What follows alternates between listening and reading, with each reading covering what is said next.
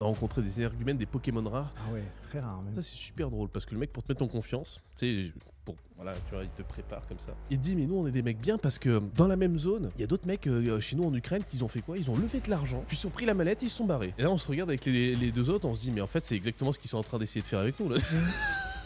Tu sais, plus c'est gros, plus ça passe. Hein. Ouais, exactement. Puis après bon, il y a eu le fameux épisode Namasté. Oui. Voilà. Ah, mais, Là je laisse les copains raconter. Il faut quand même poser les bases, c'est parce qu'au départ, ils nous ont demandé d'où on venait. Donc on a été clair là-dessus. Moi j'ai dit Norvège, voilà, mais bon, ils m'ont pas cru. Je me demande d'ailleurs pourquoi ils t'ont pas cru. Je sais pas non plus. C'est vraiment bizarre. Bon messieurs, bonjour. Salut. Premier épisode de ce podcast. On est aujourd'hui avec nos deux amis, donc on est avec Idir et Selim. Pourquoi est-ce que vous êtes aussi sérieux les mecs? En fait, c'est, je pense, on n'a pas eu une nuit, à mon avis, longue. Ouais, alors ce qu'on n'a pas dit, c'est qu'on a fait la fête toute la nuit et que ça a été un peu chaud. Non, en fait, on s'est endormi comme des merdes. Non, on déconne. Donc là, nos femmes, là, elles vont commencer à gueuler et tout machin. On a fait que travailler. Regarde les cernes, on n'a pas dormi. Il n'y a rien à voir. Bon, merci d'être venus aujourd'hui ici à Dubaï, les gars. On est venus ici pour plusieurs choses. Pour travailler, hein, surtout. À la base, c'est... On est venu que pour ça d'ailleurs même. Et le but de ce podcast, en fait, c'est de lancer des conversations avec des membres de la communauté. Donc il y a Idir qui nous a rejoint dans l'équipe Ultra Bourse en tant que coach très récemment. Et Selim qui est un des tout premiers en fait membres sur les Incorruptibles qu'on connaît déjà depuis un petit moment, qui vient à tous les dîners, qui est un bon camarade. Et puis je me suis dit, écoute, on fait des affaires ensemble, ça se passe bien, on va l'inviter. Puis on va essayer de voir s'il n'y a pas des choses à faire à Dubaï, il n'y a pas de limo à faire, il n'y a pas des projets sur lesquels investir. Et on a fait quelques belles rencontres avec notre cher Idir et puis avec notre cher Selim cette semaine. On va vous en parler dans ce podcast. On a rencontré des énergumènes, des Pokémon rares. Ah ouais, très rare même. Ouais, qu'est-ce que vous voulez dire par rapport aux mecs qu'on a rencontrés? Alors, juste pour vous donner un peu de contexte, hein. On connaît personne sur Dubaï, on a quelques amis, quelques clients ici, donc on a organisé des meetings, mais forcément, au bout de 4 jours, on commence à faire le tour des meetings. On se dit, ok, on va y aller en mode networking, mais networking à froid. C'est-à-dire qu'on va rencontrer des gens, mais de zéro. Idir a la bonne idée d'aller à des événements crypto Web3. Bon. Oh le fiasco. Alors, fiasco, c'est parce que toi, tu es arrivé bien après nous. Parce que nous, le premier qu'on a fait, on a rencontré justement des gens de Leadblock. Donc, tu pourras nous en parler. Et c'était une super rencontre. Ouais, alors nous, pour le coup, on a fait plusieurs événements, mais un qui s'est bien passé, on a rencontré des gens très sérieux. Et comme par hasard, quand il y en a un deuxième qui est arrivé avec nous, quand il y a un mec qui a débarqué comme ça de l'aéroport, hein, qui part de Charles de Gaulle, qui arrive ici et qui fait partie de la team, et ben on est tombé sur des mecs un peu chelous.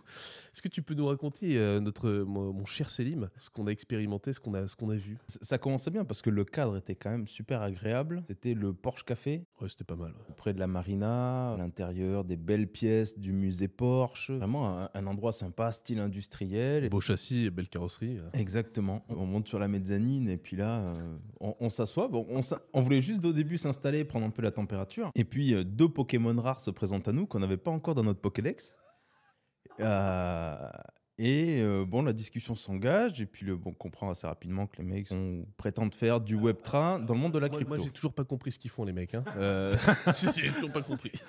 En fait, moi, j'ai pas non plus compris ce qu'ils font. En revanche, ils ont quand même sorti le starter pack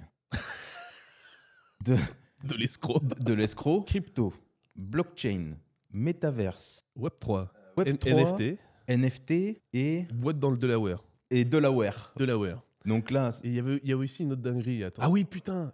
Il fait de la construction dans une zone en guerre. Oui, c'est ça, ouais. c'est le moment de dire qu'on a eu affaire à 2 personnes de nationalité ukrainienne qui ont une entreprise de construction de maisons individuelles dans un village qui a été rasé durant l'opération spéciale en Ukraine. Donc en fait, les mecs nous ont pitché en nous disant, écoutez, nous on fait de l'immobilier, on a des entreprises legit, tout se passe bien, sauf qu'en fait, leurs entreprises legit qui sont censées construire des maisons, elles sont dans une zone en guerre où en fait, il n'y a plus de maisons. Et donc les mecs nous ont rassurés comme ça en nous disant, écoutez, nous on est des gens bien, il n'y a pas de souci avec nous, votre argent, si vous investissez dans notre boîte Web3 machin, il sera très bien géré, regardez, on est des mecs très très sérieux. Et là, Céline, il commence à nous dire en français, les mecs là, ça pue. Alors, il a fallu que je vous fasse comprendre que c'était un village où il y avait une grosse bataille menée par une entreprise. Voilà, et puis lui, il commence à me parler de musicien. Moi, je commence, comprends voilà. rien. Le mec, je me dis, qu'est-ce qu'il me parle de Beethoven? J'étais en train d'essayer de leur faire comprendre que c'était un village où Wagner a été intervenu, etc. Donc, j'essaie de leur dire, les gars, c'est un village qui a été rasé. Il y avait eu des musiciens qui étaient là-bas. Vous savez, des musiciens. Et bon. Moi, j'avais capté pour le coup. Mais moi, ce qui m'avait Ouais, mais c'est un mytho. Mais je suis sûr qu'en plus, il avait rien compris, mais c'est sûr. Non, en fait, j'avais rien compris. On adore raconter des mythos en plus. Non, en fait, l'autre truc, moi, où je l'ai challengé, c'était plus. Technique. Ouais, bah oui, parce que du coup, c'est mon domaine. Et pourtant, en fait, sur des questions aussi simples. Enfin, en fait, finalement, j'ai dit technique, mais au départ, c'était plus de la curiosité. Je lui ai dit, OK, t'as combien de développeurs? Il était comme ça. Ouais, alors ça c'est marrant parce que le mec est quand même censé avoir une entreprise technologique dans le Web3, dans le je sais pas quoi, toutes les conneries comme ça. Il sait pas combien il est de développeurs. Mais on lui dit, mais du coup, tu les embauches tes développeurs? Enfin, c'est des salariés parce qu'on sait quand même que ça coûte la peau du cul un développeur. C'était le point justement. Et j'ai toujours pas compris s'il les embauche, s'il a des freelances. Justement, je lui avais posé la question. Il m'a dit en fait qu'ils sont freelance parce qu'il avait dit des développeurs en France et aussi aux États-Unis. Et moi, je lui pose la question. Je lui dis, attends, des développeurs dans le Web 3. Ça coûte la peau du cul, c'est recherché. Ouais, non, Exactement, en fait, ce que je lui ai dit, ça coûte cher. C'est comme ça qu'on en vient à l'immobilier parce que là, finalement, il faut revenir un peu un épisode en arrière. C'est qu'on a dit, moi en tout cas, je lui ai dit, mais comment tu fais pour payer finalement tous ces gars-là? Parce que ça coûte la peau du cul. Vraiment, c'est très très cher en fait. C'est là où il nous a parlé de son entreprise en IMO. Il a dit ouais, je fais du real estate. Alors, real estate, ça t'a chauffé au début. Tu t'es dit, oh putain, moi aussi, c'est mon domaine. Ouais, je me suis dit, c'est des mecs bien quoi. Puis il a commencé à raconter son histoire. Il m'a parlé de son histoire de promotion en zone de guerre. Là, je me suis dit, ok, c'est bon. Lui, il veut juste. Il y a tout à reconstruire. Il a tout à reconstruire. En fait, non, mais c'est bon. Lui, en fait, les mecs, ils voulaient juste prendre notre pognon et puis aller s'éclater au dollar avec. Il y a un truc aussi qu'il faut raconter, c'est qu'il disait que juste avant, il y avait une autre équipe qui avait pris la mallette et qui s'était barrée. Oui, alors ça, c'est super drôle parce que le mec, pour te mettre en confiance, tu sais, voilà, tu vois, il te prépare comme ça. Il te dit, mais nous, on est des mecs bien parce que dans la même zone, il y a d'autres mecs chez nous en Ukraine qui ont fait quoi? Ils ont levé de l'argent, puis ils ont pris la mallette et ils se sont barrés. Et là, on se regarde avec les deux autres, on se dit, mais en fait, c'est exactement ce qu'ils sont en train d'essayer de faire avec nous, là. Tu sais, plus c'est gros, plus ça passe. Hein. Ouais, exactement. Donc, et puis après, bon, il y a eu le fameux épisode Namasté. Oui. Voilà. Ah, mais, là, je laisse les copains raconter. Il faut quand même poser les bases. C'est parce qu'au départ, ils nous ont demandé d'où on venait. Donc, on a été clair là-dessus. Moi, j'ai dit Norvège, voilà, mais bon, ils m'ont pas cru. Je me demande d'ailleurs pourquoi ils t'ont pas cru. Ouais, je sais pas non plus. C'est vraiment bizarre. Ah, mais on leur a dit, nous sommes français et on vient de France, pour moi, en Suisse. Et malgré ça, à la fin... En plus, il nous a entendu parler français. Je lui ai dit, des fois, on se dit pas désolé, on discute en fait sur les points qui ont été abordés rapidement. Et à la fin, il te regarde comme ça. Il fait, non, c'était. Et là, et nous, on se regarde et on éclate de rire, quoi, parce que c'est tellement. Enfin, dans notre culture, c'est. Ouais, mais lui, en fait, il s'est dit, je vais connecter avec le gars, je vais lui dire un mot en mode namasté, il va me lâcher 100 000 balles, tu vois, sur la table, tu vois. Déjà qu'on voulait pas mettre 1 euro chez lui, là, je me suis dit, toi, alors toi, je te fais ça. Ça va être moins 100 000. Et le pire, c'est que après, je sais pas que j'ai insisté, mais j'ai précisé. Donc je lui ai dit, en fait, non, Oui, en fait, compris, genre, il est né en France, il est français. Non, et après, il te regarde. et En fait, il a fait, bah non, en fait, il a un bracelet. Oui, alors oui, ça c'est un bracelet, oui, religieux hindou en fait, oui. Donc. Non mais le mec il a essayé de connecter, il s'est dit vas-y, c'est comme ça, je vais le closer. Tous les moyens sont bons. Tous les moyens sont bons. Bon bah il va continuer à construire des maisons. Mais bon, c'est un peu dommage parce que déjà ça commençait mal quand on est arrivé au Porsche Café parce que c'est un endroit qui sert pas d'alcool. Alors déjà déjà là on n'était pas content. Déjà on n'était pas dans le mood de sortir le carnet de chèques en se disant bon aujourd'hui on va investir. Déjà on a bu quoi, un truc à la fraise là. On a été obligé de se rabattre sur une espèce de purée de fraises. Purée de fraises qu'on a payé 10 balles. Enfin bon. Enfin que j'ai payé 10 balles. Je voulais pas le dire comme ça. Bon, on fera un Tipeee, hein, on fait un Lydia, les gars. Du coup, je vais passer une annonce pour notre Ali Selim dessus. Si vous avez de l'argent dont vous ne pouvez pas vous servir, il aura besoin de ça. Je prends Western Union, PayPal, Tipeee. Prends les cartes PCS. Et il fait également des pipes en échange. Hein. Carte PCS, virement Monero, Bitcoin. On va ouvrir tout ça. On mettra les liens en description, bien sûr. On va envoyer autre chose. Bref, mais non, en fait, le radin de la bande, c'est quand même Idir, mais ça, on en parlera aussi dans un autre truc. Super, merci les gars pour la réparation. C'est pas un radin, mais il fait la course au bon plan. Ouais, c'est un mec à avoir dans son équipe. C'est ce que je disais. Il faut que ça soit le chief financial officer de la boîte parce que lui, putain, chaque centime, c'est un centime. Hein. C'est là pour le coup. Alors, définis le contexte parce que putain, mec, tu me fais passer pour. Non, mais après, il y a des blagues qu'on ne peut pas faire non plus sur YouTube.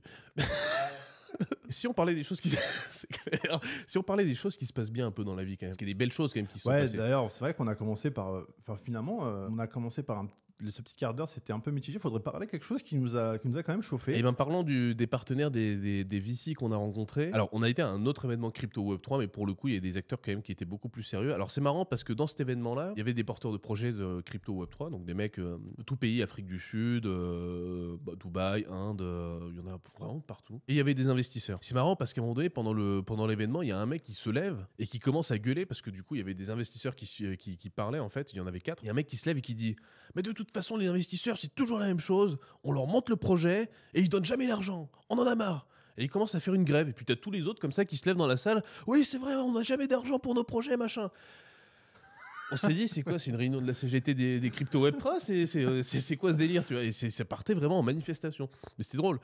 Et j'ai compris en fait pourquoi les investisseurs mettent pas d'argent dessus, parce que c'est vrai que j'étais assez étranger à cette industrie. On y va quand même assez curieux. On se dit, bon, bah, crypto, Web3, c'est pas forcément ce qu'on fait nous.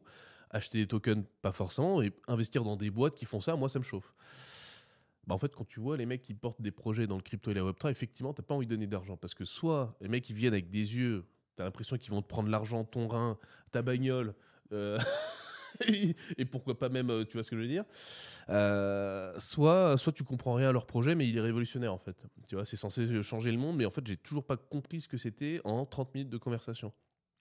Ce qu'a raconté le gars là en fait En fait aussi j'ai compris ce qu'il racontait et au final en fait c'est de la grosse merde, tu vois, donc c'est un truc qui existe déjà. Par contre, ce qui est intéressant, c'est qu'on a rencontré des gens d'une entreprise, tu peux peut-être en parler, c'était des gens qui étaient très sérieux. Leadblock, du coup. Ouais. Leadblock, vraiment très sérieux. Exactement, Leadblock. C'est des VC. Hein. C'est ça. Donc, à la base, en fait, les 4 personnes qui étaient là, donc, étaient toutes dans une société qui avait un fonds qui investissait. C'était des venture capitalistes, donc c'est des gens qui lèvent de l'argent auprès d'investisseurs pour investir dans des projets dits risqués, venture. Hein, et l'idée, c'est quoi? C'est d'investir un petit ticket dans des boîtes à différentes étapes de l'entreprise, soit en pré-seed, soit en seed, c'est-à-dire en gros, hein, soit au démarrage, soit pendant l'entreprise, soit en phase d'expansion, avant de la coter en bourse. Chacun est spécialisé sur un truc, chacun a une spécialité différente. Et là, on voit une boîte qui s'appelle Leadblock. D'ailleurs, justement, en fait, finalement, la personne qui était là, tu connaissais...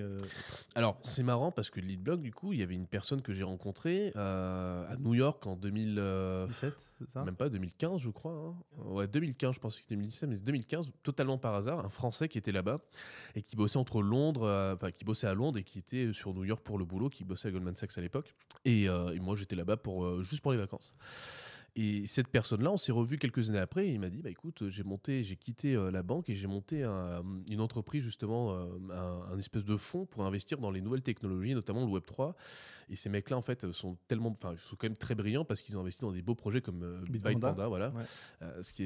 Et je vois ce truc-là et je me dis, putain, mais c'est eux, mais ils sont là, quoi. Et là, pour le coup, on a parlé avec des gens qui ont des vraies réussites dans ce domaine-là, des investisseurs qui, eux, pour le coup, font vraiment le filtre entre les bons projets et les mauvais projets. Et non, je pense qu'on va rentrer en contact avec eux, voir s'il n'y a pas des projets dans leur portefeuille qui ont besoin de fonds sur lesquels nous, on peut rentrer et sur lesquels nous, on pourrait aider. Il faut voir les synergies. Mais eux, pour le coup, sont vraiment très sérieux. Ça fait plaisir de voir des Français qui réussissent et qui réussissent de belles choses à l'étranger. D'ailleurs, ce n'était pas la seule Française, parce qu'on peut dire c'est la collaboratrice qui était venue était une Française, mais il n'y avait pas que cette seule Française-là. C'est ça. Mais bon, ça, après, c'est une autre discussion. On peut peut-être enchaîner sur qu'est-ce qu'on a fait depuis qu'on est ici et peut-être sur l'état du marché immobilier. Moi, ma spécialité, c'est absolument pas l'immobilier, mais je veux juste donner une impression. Vas-y. C'est quand même qu'ils construisent à une vitesse qui est hallucinante. La plupart des immeubles, alors c'est bien, ils sont construits, mais tu vois qu'ils n'ont même pas encore fini tout ce qu'il y a autour. Il y a encore le logo du promoteur.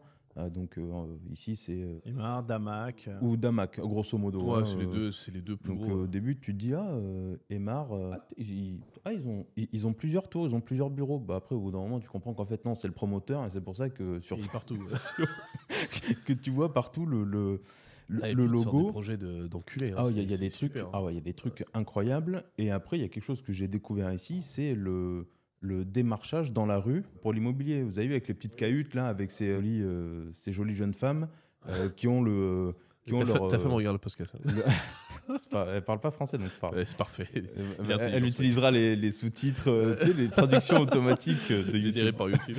Et elles ont donc leur petit dossier en papier glacé. Et là, si tu arrives et que tu dis j'ai une question, alors là, je pense que là, elle t'accroche et tu repars pas, quoi. Ouais, tu repars avec 200 000 balles en moins, quoi. Sauf si tu dis que tu ne résides pas ici, que tu es en vacances, la personne te lâche instantanément. Non, ils en ont rien à foutre. Hein. Elle va te le vendre ton studio à 150 000 balles. Oui, bon, toi, c'est sûr. Toi, dès qu'il faut lâcher plus d'1,50 €, de toute façon, on sait que c'est mort. Hein. Super, merci pour la réputation. Franchement, les mecs, vous êtes des chiens parce que à la base, je vous ai trouvé des on est super vraiment plans. des chiens. Vous avez bien bouffé. C'est clair. On est vraiment des salauds parce que lui, c'est le mec. Tu l'appelles dans n'importe quel pays, il te trouve le meilleur resto, meilleur rapport qualité-prix. C'est vrai. Non, ça, faut dire les choses. Complètement. Et puis de la station de métro jusqu'ici, ça nous a coûté 0 pour venir. Grâce à toi. Notre king CFO, futur CFO. Voilà. Mais l'exemple juste que tu vois, tu m'avais parlé, c'était juste hier, avant-hier, puis 3 jours avant, juste à côté de notre hôtel, il y a un terrain. Puis quand on était arrivé, il y avait rien. Et puis tous les matins, on voyait putain, mais en fait, ça a avancé. Puis le lendemain, ça a encore avancé. Ouais, puis c'est le un truc lendemain, de ouf. ils vont à une vitesse incroyable. Et ce qui les a ralentis, c'est cette pluie. C'est la pluie. Ouais. On ne sait pas si c'était une fausse pluie ou pas. Non, c'est une pluie déclenchée. Ouais, parce que moi, j'avais reçu le matin une alerte en disant attention, n'allez pas à la plage, restez à l'abri, parce qu'en fait, il va pleuvoir. Et puis d'un coup, en fait, c'est nickel. Puis tu as des nuages, puis d'un coup, il se met à flotter. Non, mais c'est stratégique. Après, bon. Mais c'est vrai qu'ils construisent. En fait, tout va vite, quoi. Tu te rends compte que quand t'as pas des lois à la con, en fait, tu peux faire des choses incroyables rapidement. Et puis même les gens augmentent leur qualité de vie aussi rapidement. Hein. Après, la question qui va peut-être se poser pour eux, c'est est-ce qu'ils sont pas en train de faire la même chose que la Chine? Est-ce qu'ils sont pas en train de construire des immeubles qui vont être des immeubles fantômes? Parce qu'il ne va pas avoir le problème de ville fantôme et puis finalement l'immobilier va s'écrouler à un moment. Donc est-ce qu'il y a encore une corrélation entre le besoin de surface résidentielle et commerciale et ce qu'ils sont effectivement en train de construire? Je pense que de toute façon, le marché immobilier, cette question, on se la pose partout parce que depuis le télétravail, depuis 2020, la crise qu'il y a eu avec le Covid, en vrai, on se pose la même question dans absolument tous les pays. C'est-à-dire qu'il y a télétravail maintenant, donc les gens, pas toute la semaine, mais au moins 2 jours dans la semaine, ils vont peut-être travailler à la maison, 3 jours au bureau. C'est vrai que les mecs louer un bureau toute l'année, alors que les mecs, ils sont pas là 40% du temps, c'est quand même con. Qui sont pas là, dans certaines sociétés, à partir du 1er mai jusqu'au 30 octobre, les gens sont pas là en fait. Hein. Il fait trop chaud, l'air est insupportable, il fait trop humide. Non, mais là je te parle pas forcément de l'immobilier ici, hein, je te parle en général. En France c'est pareil, parce que pareil, en Suisse, on a quelques amis en Suisse qui pareil, eux aujourd'hui ils ont sur 5 jours de travail, ils ont 2 jours c'est 40% chez eux. Et donc d'ailleurs c'est marrant parce qu'ils négocient pour que l'employeur paye une partie du loyer. Ah oui, parce qu'en fait ils travaillent chez eux et en fait je crois qu'il y a un truc où l'employeur peut et doit voire même doit contribuer à une partie du loyer parce que forcément l'employé travaille chez lui maintenant 40% du temps. En fait ça va pas du tout l'inciter à accepter le télétravail et puis il va dire aux gens vous retournez au bureau. Pas forcément parce que les mecs en télétravail ils travaillent beaucoup plus que quand ils sont au bureau. Au bureau ils sont tous en train de resquiller. Ça d'accord. Quand t'es chez toi tu travailles comme tu prêches un convaincu, mais un patron tu lui dis il paye un loyer d'un bureau et en plus il va payer le loyer de chacun de ses salariés parce qu'ils sont en télétravail. C'est gagnant-gagnant, c'est-à-dire que tu gagnes du temps sur le transport, tu gagnes du temps en fait même pour voir un peu plus ta famille. C'est quand même, moi en tout cas mon point de vue c'est quand même donnant. Je vais pas aller réclamer en étant salarié, je vais pas aller réclamer à mon employeur file-moi une partie en fait de mon loyer. Tu dis que par exemple oui je suis un rapia ou radin, non. On n'a jamais dit ça. En tout cas moi je trouve que c'est donnant et au contraire, je pense que si tu parles de la Suisse, je sais pas, moi j'ai jamais entendu parler de ça, mais si c'est le cas, mais il me à semble, mon avis que ils vont faire. C'est possible. Non, c'est possible, mais moi je pense que les patrons feront machine arrière en disant non les gars, écoutez, je paye un loyer, vous voulez que je paye le vôtre, non, vous revenez. Oui, c'est pas déconnant. Moi je suis d'accord avec toi. C'est soit l'un soit l'autre. Soit en fait vous venez plus au bureau, on vous paye une partie, la pièce que vous utilisez pour travailler. Soit vous venez au bureau, vous me cassez pas. En France, il y a une sorte de frais de télétravail, mais c'est juste genre si tu imprimes un peu de forfait internet, mais ça doit être 20 balles. Quoi, tu vois. Ouais. Moi, ce qui m'étonne le plus, c'est que ce genre de discussion. Non, la mesure que tu décris là de prise en charge, machin, c'est bizarre que. C'est très franco-français. Exactement. C'est bizarre que c'est quelque chose dont on parle à propos de la Suisse, alors que c'est typiquement le genre de choses. Avec lequel on tabasserait allègrement un patron français. Quoi. Parce que par exemple, en Suisse, ne serait-ce que... Voilà, admettons, on parle pas de l'époque du Covid. Avant, tu venais au bureau 5 jours par semaine. Il n'y a pas d'histoire, on te paye ta carte de transport. Il n'y a pas d'histoire, en fait, on te paye ton repas. Sauf exception, il y a certaines boîtes, elles donnent des avantages, mais en échange, elles te payent moins. Bon, voilà. Mais quand tu as un salaire qui est déjà très confortable, en fait, en Suisse, il n'y a pas de prestations sociales supplémentaire. C'est à toi de t'assumer ton assurance santé. Encore une fois, il y a des exceptions. Ils attirent surtout des profils rockstar. En fait, ils vont attirer en disant on va te payer ta salle de sport, ta moitié de ton assurance santé. Mais Grosso modo, en général, dans la masse, ça n'existe pas. Tu as un salaire, et ben, maintenant... Mais c'est très bien, ça va dans le sens de la responsabilisation des employés. Tu fais le taf, ben, très bien. En fait, les règles du jeu sont claires. Tu as un taf, tu as un salaire en face. Maintenant, comme dit Charles Gave, dis merden zizich, c'est ton problème. Ouais. Tu es assez grand pour t'en débrouiller. Donc, tu fais tes cotisations retraite, tes placements sur les différents livrets. Tu gères ta complémentaire santé. Tu gères... Pour la prime d'assurance maladie, mis à part l'assurance de base, effectivement, la complémentaire, si tu veux te prendre une assurance de luxe, bah, prends-toi une assurance de luxe, en fait, qui va te mettre dans une chambre privée si tu es hospitalisé, avec un menu 5 étoiles. Et c'est ça, en fait, le truc, la différence, c'est que nous, en fait, vu que tu as tellement de charges sur les salaires, ils ont créé en fait une usine à gaz, c'est-à-dire que tu es obligé de donner des tickets restaurants aux gens parce que vous saviez ça qu'en France, si t'amenais, il y avait un mec qui s'est fait épingler pour ça, je crois. Il amenait des glaces, je crois, tous les vendredis à ses employés. Ça a été requalifié en avantage en nature. En fait, un avantage en nature, c'est soumis à cotisation sociale. Et pour l'employé, c'est soumis à l'IR. Enfin, tu vois, genre en mode, tu reçois un avantage en nature, donc l'employeur paye des cotisations sociales, toi tu payes un impôt sur le revenu. Parce qu'il y a à disposition des glaces. Ouais, et je crois qu'il y avait un truc qui ramenait alors des glaces ou de la bouffe un certain jour de la semaine, mais de façon récurrente. Voilà. L'URSSAF, ils l'ont redressé.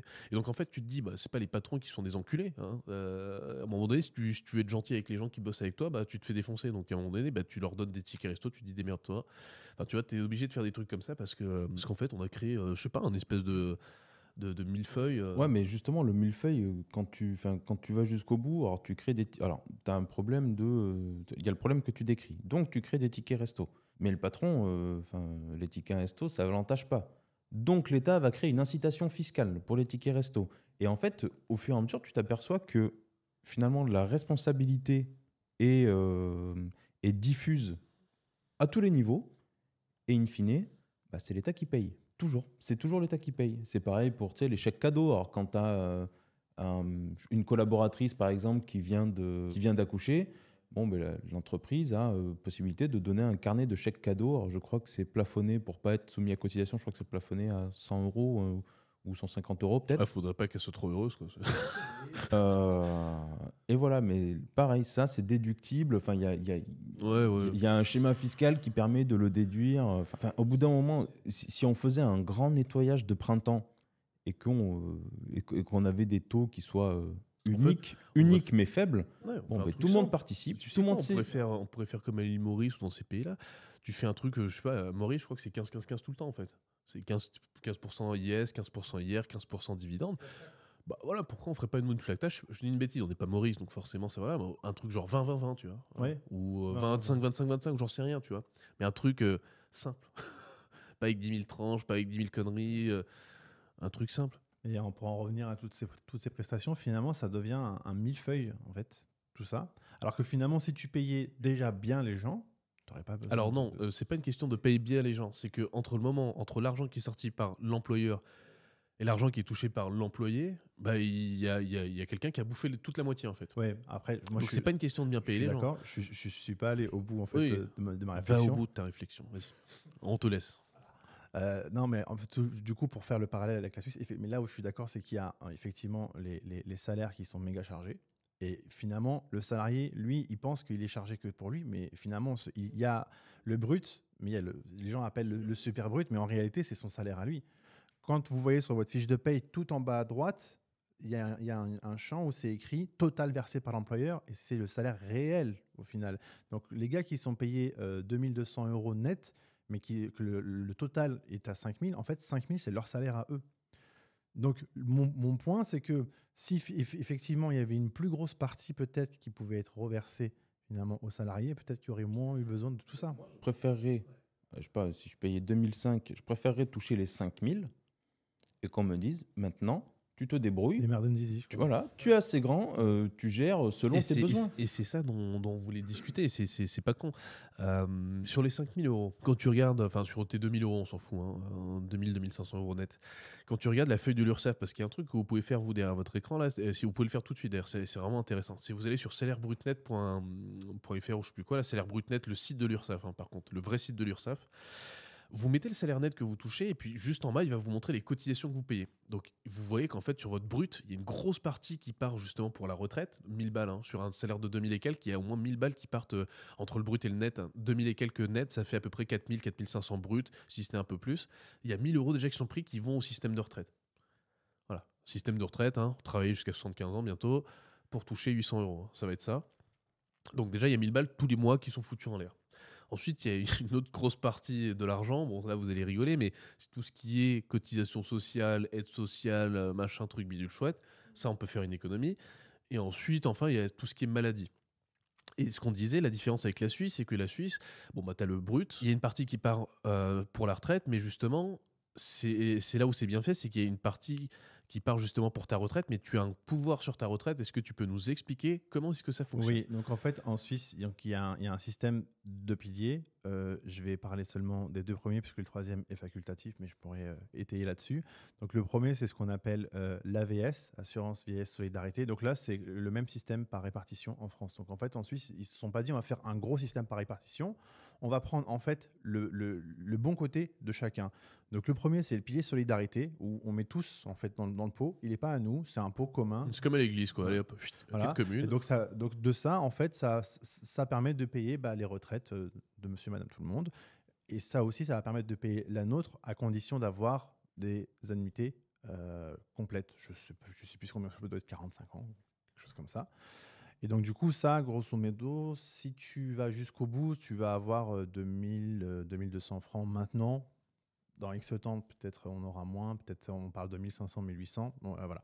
Ensuite, il y a le deuxième pilier, donc ça s'appelle LPP, Loi sur la prévoyance professionnelle. Ça, par contre, c'est un panier qui est uniquement pour le salarié. Qu'est-ce que ça veut dire? Ça veut dire que l'employeur et le salarié vont cotiser ensemble au minimum pour 1. Ça veut dire 50-50. Et c'est en fonction de l'âge. Donc, si moi, par exemple, sur mon salaire, on m'a prélevé 250 francs suisses pour le mettre sur le panier, l'employeur est obligé de mettre exactement la même chose. Par contre, il peut faire un abondement, c'est-à-dire qu'il peut faire x2, x3, x4, x5, enfin autant qu'il veut.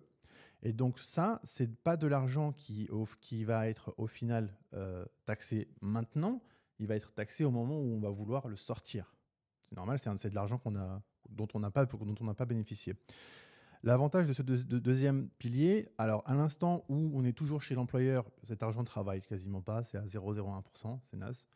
Par contre, dès l'instant où on va quitter son employeur, donc si on reste 2 ans ou 5 ans, enfin peu importe, prenons un exemple où on reste 3 ans, on a mis au total 10 000 francs, j'ai le choix de le mettre, mon argent, dans ce qu'on appelle dans un compte de libre passage. Et soit je le mets dans un compte de libre passage bancaire où ça ne travaille pas, par contre, je peux le mettre en fait directement en bourse, mettre mon portefeuille, faire par exemple 50% actions, 25% or.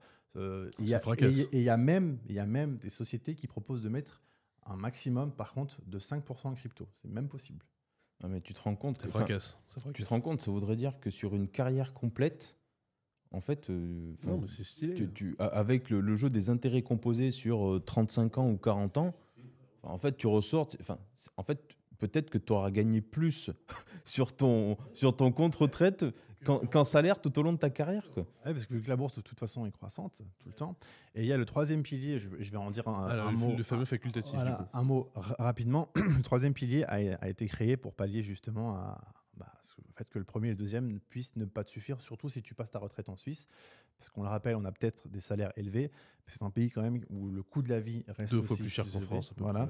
Donc le troisième pilier, l'incitation, c'est que ça, c'est un troisième pilier auquel on peut ouvrir et cotiser soi-même, tout seul, comme un grand. Alors là, pour le coup, on choisit ce qu'on fait de l'argent, bourse, pas bourse, on peut faire un portefeuille US, Japon, enfin, on fait absolument ce qu'on veut. Et ça, pour le coup, il y a une incitation pour ceux qui sont résidents fiscaux suisses, parce qu'on a aussi les frontaliers, mais ça, c'est autre chose. Ils ne peuvent plus, avant, ils pouvaient sur certains cantons, mais maintenant, ils ne peuvent plus bénéficier de cet avantage fiscal, où on peut déduire quelque chose comme 7 056 francs.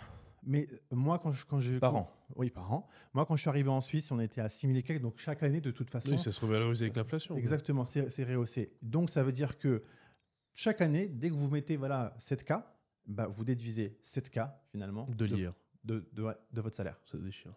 Et ça, donc en fait, alors si tu es intelligent en fait avec ta vie, bah tu es récompensé. C'est bien comme système quand même. Mais par contre, c'est pas 7 000 francs d'impôt en moins, c'est 7 000 francs de ton revenu imposable en moins. Imposable en moins. Oui, oui, oui. Donc, c'est toujours une économie de donc, fait. Grosso modo, selon ton taux d'imposition, le fisc suisse va te rembourser 2 000, 3 000 francs, ça va dépendre. C'est toujours cette Et ce qui est bien, c'est que j'imagine que même pour les cantons ou la confédération, ça reste un pari gagnant parce que même si tu as une réduction d'impôts à la fin de l'année. Ce sera taxé après. Ben voilà, un jour ou l'autre, ce sera taxé parce que tu voudras le récupérer. Tout à fait, ce sera donc, taxé. Et en fait, finalement, il n'y a que des gagnants, finalement. Oui, mais de toute façon, à partir du moment où tu dépenses pas plus que ce que tu gagnes, tu creuses pas de trous. Et comme tu creuses pas de trous, tu n'as pas besoin d'aller voler les gens pour te refaire, en fait, tu vois. C'est tout. Hein. Ils gèrent bien leur budget. Ils n'ont pas besoin d'aller faire les poches à Edir ou machin parce que l'autre, il a mal détourné. Enfin, tu vois, il a détourné de l'argent, il a mal géré, je sais pas, il est parti à Tahiti. Voilà, je vise personne, moi, je parle de voyage. J'ai le droit. J'aime bien Tahiti, c'est sympa. Il paraît. Surtout quand c'est payé avec l'argent des autres. Ah ouais, c'est encore mieux, ça. Il faut toujours être généreux avec l'argent des autres. Toujours, tu sais, hein, ça c'est charité. Tu vois, quand on était au Porsche Café, il nous a pris des cocktails, c'était pas notre thune, donc on s'est fait plaisir. On a kiffé, hein, voilà. On est un peu socialiste nous aussi sur les bords. Non, mais je vois ça. Tu vois, lui, il est rouge avec sa lumière, là, c'est un signe. C'est la couleur ultra bourse. Ça le part. Il m'a bien eu. Il t'a tué. Il m'a kill. Corporate, monsieur. Corporate, très bien. T'es viré. Bon, allez. Et là, normalement, c'est là que tu vois qu'il est suisse. Ouais. Enfin, qu'il est suisse, qu'il travaille en Suisse. Parce que s'il travaillait en France, la première chose qu'il aurait dit, je vais au prud'homme. C'est pas mal ça. Il est bon. Ouais, parce que tu vois, j'étais prêt à me lever. Hein. Je sais. Non, c'est très intéressant ce que tu disais entre le brut et le net. Et ça ouvre une vraie question en fait aujourd'hui en France. C'est effectivement. Parce que le brut, il est quand même il est chargé en Suisse, parce qu'il ne faut pas croire que le brut est égal le net. Il est quand même chargé. On avait calculé, c'est juste qu'il est 20% moins chargé qu'en France, à peu près. Donc ça reste quand même chargé. Mais ce qui est intéressant, c'est que tes charges, tu peux déjà, utiliser tes charges. C'est-à-dire que nous, on cotise tous les mois pour un système social plus un système de retraite, mais on ne peut pas décider où va le pognon qu'on dépense. Là, tu parles pour la retraite, du coup. Pour la France, la retraite, en fait, en France, on nous prélève 1 000, 1 500 euros, mais on ne sait pas où il va. Enfin, on sait pas où système par répartition, ça paye. Oui, non, mais voilà. Ce que je veux dire, c'est que toi, tu peux décider avec tes piliers, ok, le premier, je peux pas y toucher, mais sur le deuxième, tiens, je veux mettre un peu de TF, S&P 500, je dis une bêtise, je fais un peu de ça, et puis comme ça, ça, c'est quand tu quittes ton employeur. Le troisième, par contre, c'est tout de suite. Ok. Dès que tu passes. Donc ça, c'est quand même cool. Et le deuxième point, c'est que tous les mois, nous, on cotise. Alors, si vous êtes salarié ou pas, vous cotisez justement pour le système de santé, pour la sécurité sociale. Vous allez me dire, voilà, globalement, sur une fiche de paie à 2000 balles, si je dis plus de bêtises, à vérifier, encore une fois, c'est entre 300 et 500 euros qu'on cotise par mois, quelque chose comme ça. Donc 2000 net, donc finalement, c'est 3000 bruts à peu près, c'est ça que tu veux dire? Ce que je veux dire, c'est que en gros, on prélève à peu près 300 euros de prestations sociales sur 2000 euros, quelque chose comme ça, si je dis pas de bêtises par mois. Net. Quand t'es en net. Non, sur tes charges. Ok. Ah, ok, d'accord, je comprends. 300 ou même un peu plus. Le seul souci, c'est que tous les mois, tu payes cette espèce de mutuelle qui était super il n'y a même pas 15-20 ans. Hein, super qualité de soins en France. Donc tu payes beaucoup, mais. Enfin, tu payes beaucoup. Tu payes correct, mais tu as une belle qualité de soins, rapport qualité-prix incroyable. Sauf qu'aujourd'hui, c'est plus du tout le cas. Ouais, ça devient problématique, notamment dès que tu sors des centres urbains. Parce que dans un centre urbain, le niveau de cotisation a augmenté, mais il y a quand même une facilité d'accès aux soins. Tu cherches sur Internet dentiste, en trouver je sais pas combien, tu peux essayer de trouver un rendez-vous. Moi, je viens d'une zone rurale. La dernière fois que j'ai dû prendre rendez-vous chez le dentiste... Quel est en calèche? Alors, non seulement j'ai rien trouvé à 60 bornes autour de chez moi, oh la vache. Donc il a fallu que je fasse fonctionner mon réseau pour pouvoir aller dans une clinique à Toulouse chez quelqu'un qui était, avec qui j'avais un lien indirect. Donc je me suis tapé 2h30 de route pour aller chez le dentiste. Et tu avais un rendez-vous tout de suite, parce que les déserts médicaux en Suisse, c'est compliqué. En France, pardon. Heureusement, c'est quelqu'un, une connaissance de ma famille, donc le petit coup de fil qui va bien. Je dis oui, écoute, dis-lui qu'il vienne à telle heure, je le prends entre deux rendez-vous, et puis vas-y, roule.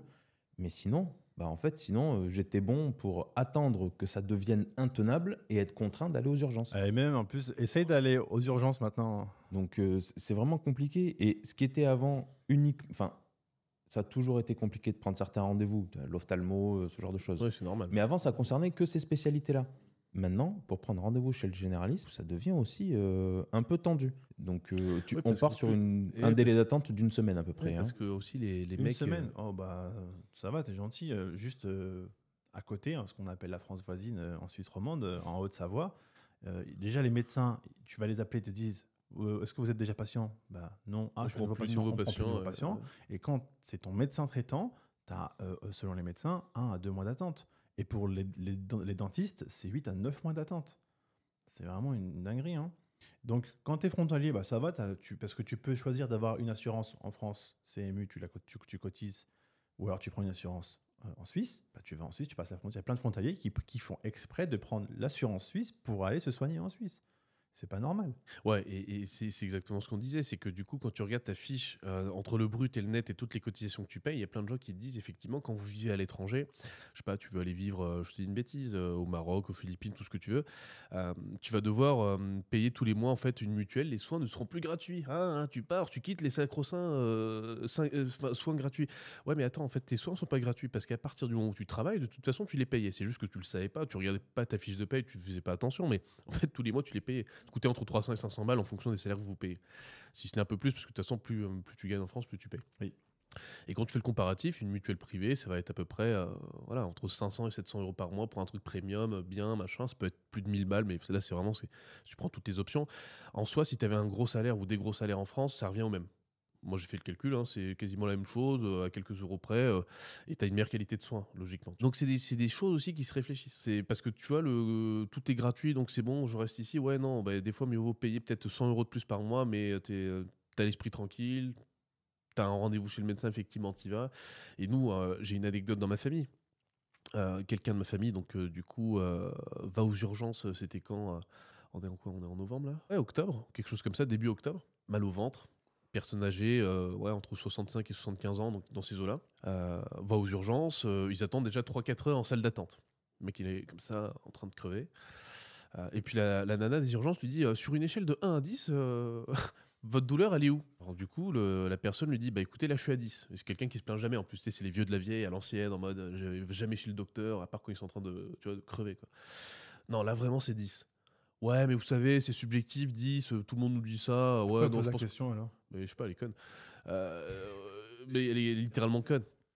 Du coup, bah, dit non, mais c'est rien, prenez un espèce de médicament à la con, là, un Doliprane, je sais pas quoi, et puis rentrez chez vous. Quoi. Donc Ça là, me rappelle une certaine époque. ouais, et donc là, la personne en question, une fois qu'elle rentre à la maison, elle vomit du sang. Voilà. Donc elle vomit du sang juste en Ouais. rentrant. Donc là, tu changes d'ambiance quand même. Hein. Tu changes d'ambiance parce que là, ça fait vraiment flipper. Tu te dis, bah, en fait, là, il y a un truc, il y a une hémorragie interne, il y a un truc. Là, c'est chaud. Et heureusement, pareil. Heureusement que ma femme a pris les choses en main et bosse dans le médical. On a pu avoir un rendez-vous en urgence dans un établissement du coup privé. Et voilà. Parce que dans le public, on te laisse crever comme ça, littéralement. Et tu te dis, et puis du coup, on allait voir la personne en question, et puis on rendait visite pendant la convalescence, parce que du coup, c'est une occlusion intestinale. Ouais, un truc un peu gentil, quoi. Ouais, c'est pas marrant. Et du coup, je lui disais, bah, tu vois, comme quoi, en fait, t'as fait confiance au système pendant toute ta vie, t'as cotisé toute ta vie, et aujourd'hui, quand t'en as besoin, tu crèves, quoi. Et il me dit, ouais, j'avoue, c'est pas normal. Il me dit, je suis un peu dégoûté. Je lui dis, tu dis un peu, mais moi, c'est même beaucoup, tu vois. Après, Parce que, juste pour terminer, je vous laisse ensuite, mais moi, pour redonner un peu de contexte, quand j'avais mon diabète, c'était la même chose. J'étais vers mon médecin de l'époque, j'allais pas bien, je tenais pas debout. Il me disait, t'as peut-être une grippe. Je rentre chez moi, je vomis, on va aux urgences avec mon père. De toute façon, aux urgences, je vomis et je m'évanouis, donc là, pour le coup, ils m'ont pas fait attendre. Et là, ils m'ont dit, vous avez un diabète.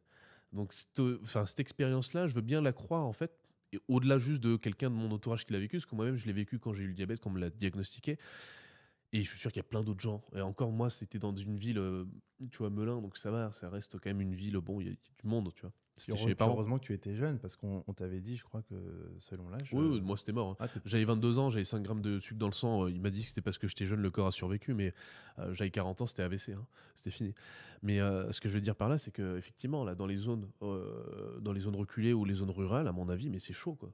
C'est-à-dire qu'on te laisse crever, quoi. C'est-à-dire que tu travailles, tous les mois, tu payes. On te laisse crever. Déjà qu'il y a une perte de chance du fait que les centres de secours sont forcément éloigné, déjà, tu as une perte de chance à la base. C'est-à-dire que tu fais un malaise chez toi, le temps que les secours arrivent chez toi, déjà, tu as une probabilité d'y rester ou d'avoir des séquelles graves qui sont plus élevées que quelqu'un qui habite un centre urbain. Donc, quand en plus tu rajoutes à ça la difficulté d'accès aux soins courants, en fait, finalement, sur toute une vie, la perte de chance, elle est réelle s'il t'arrive quoi que ce soit. Je voulais rebondir sur l'état du soin aujourd'hui. Moi, ce que je crains, c'est que ça crée c'est déjà là, mais que ça renforce significativement le tourisme de santé. C'est-à-dire, je pars en vacances en Autriche, me faire des randonnées dans la forêt.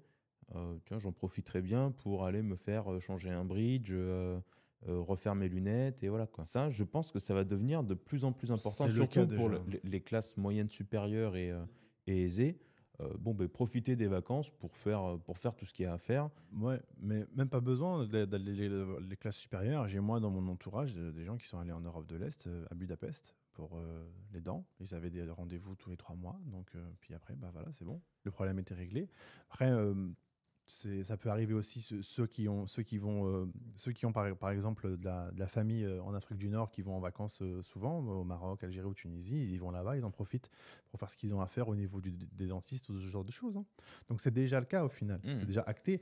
Et c'est quand même dingue que tu payes autant et qu'au final tu dois aller repayer en plus de ta poche sur le peu qui te reste parce que cotisation. C'est dingue, quoi. En net, ça te coûte moins cher au final parce qu'il y a des prestations qui sont peu remboursé ou pas remboursé. Le dentiste, ça dépend ce que tu fais. Si c'est juste un détartrage, c'est bon. Mais dès que tu vas commencer à faire des choses un peu plus costauds, on est déjà sur des devis à 1000, 2000, 3000 euros. Écoute, tu vas au Maroc, il va te le faire pour 5 fois moins cher peut-être. Tu vois, je dis peut-être une connerie à vérifier. Mais en tout cas, sur des devis que tu peux avoir dans ces pays-là, peut-être tu vas le payer 2000 euros en France, peut-être qu'au Maroc, tu vas peut-être l'avoir pour 800 euros. Ça te fait toujours une économie, parce que de toute façon, tu auras 0 euros de remboursé sur certaines prestations, dès que tu vas avoir des appareils un peu plus sophistiqués. Oui, et là, la question qui me vient directement à l'esprit, c'est la qualité. Parce que la qualité est similaire au Maroc ou en France ou dans un pays étranger en France. Avant, on aurait pu se dire non, même si tu payes plus cher en France, top qualité. Moi, ce qui m'a frappé, c'est que je vais pas très souvent à l'hôpital, mais j'y vais quand même pour mon suivi en endocrino machin, et puis je passe dans les couloirs machin. Il y a de plus en plus de médecins étrangers. C'est-à-dire que les médecins qui te soignent, c'est plus des médecins forcément français de nationalité, c'est des médecins qui viennent de l'étranger. Alors, on m'avait expliqué pourquoi, parce que ils sont payés moins cher. Alors, les pauvres, c'est-à-dire que le mec qui vient, t'as pas assez de médecins, donc t'en prends un peu Europe de l'Est. Il vient, ils lui promettent en gros que s'il travaille un certain nombre d'années, il aura la reconnaissance de ses diplômes ou je sais plus quoi, mais il est moins payé que les autres. Mais le problème, c'est que du coup, il n'a pas aussi la même formation que les mecs d'ici. Donc des fois, il t'expédie un peu à la va-vite. Tu vois, en mode, c'est bon, allez, Est-ce que c'est pas aussi dû au numerus clausus d'il y a des années, parce que finalement... c'était, oui, c'est dû oui, on le paye aujourd'hui, c'est leur connerie de... Oui, c'est clair. Décision qui est prise maintenant en 2023, sur certaines choses, que ce soit l'énergie ou la santé, tu vas la payer 10 ans après. 10 ou 15 ou 20 ans après, oui. Finalement, en fait, l'autre problème sous-jacent qui se passe, c'est qu'effectivement, en France, on n'a pas assez de médecins, donc on va prendre des médecins à l'étranger, de 1. Et de 2, en fait, on va piller la matière grise d'autres pays qui en auraient besoin. Alors, moi, j'ai l'impression qu'il y a une espèce de remplacement de la matière grise.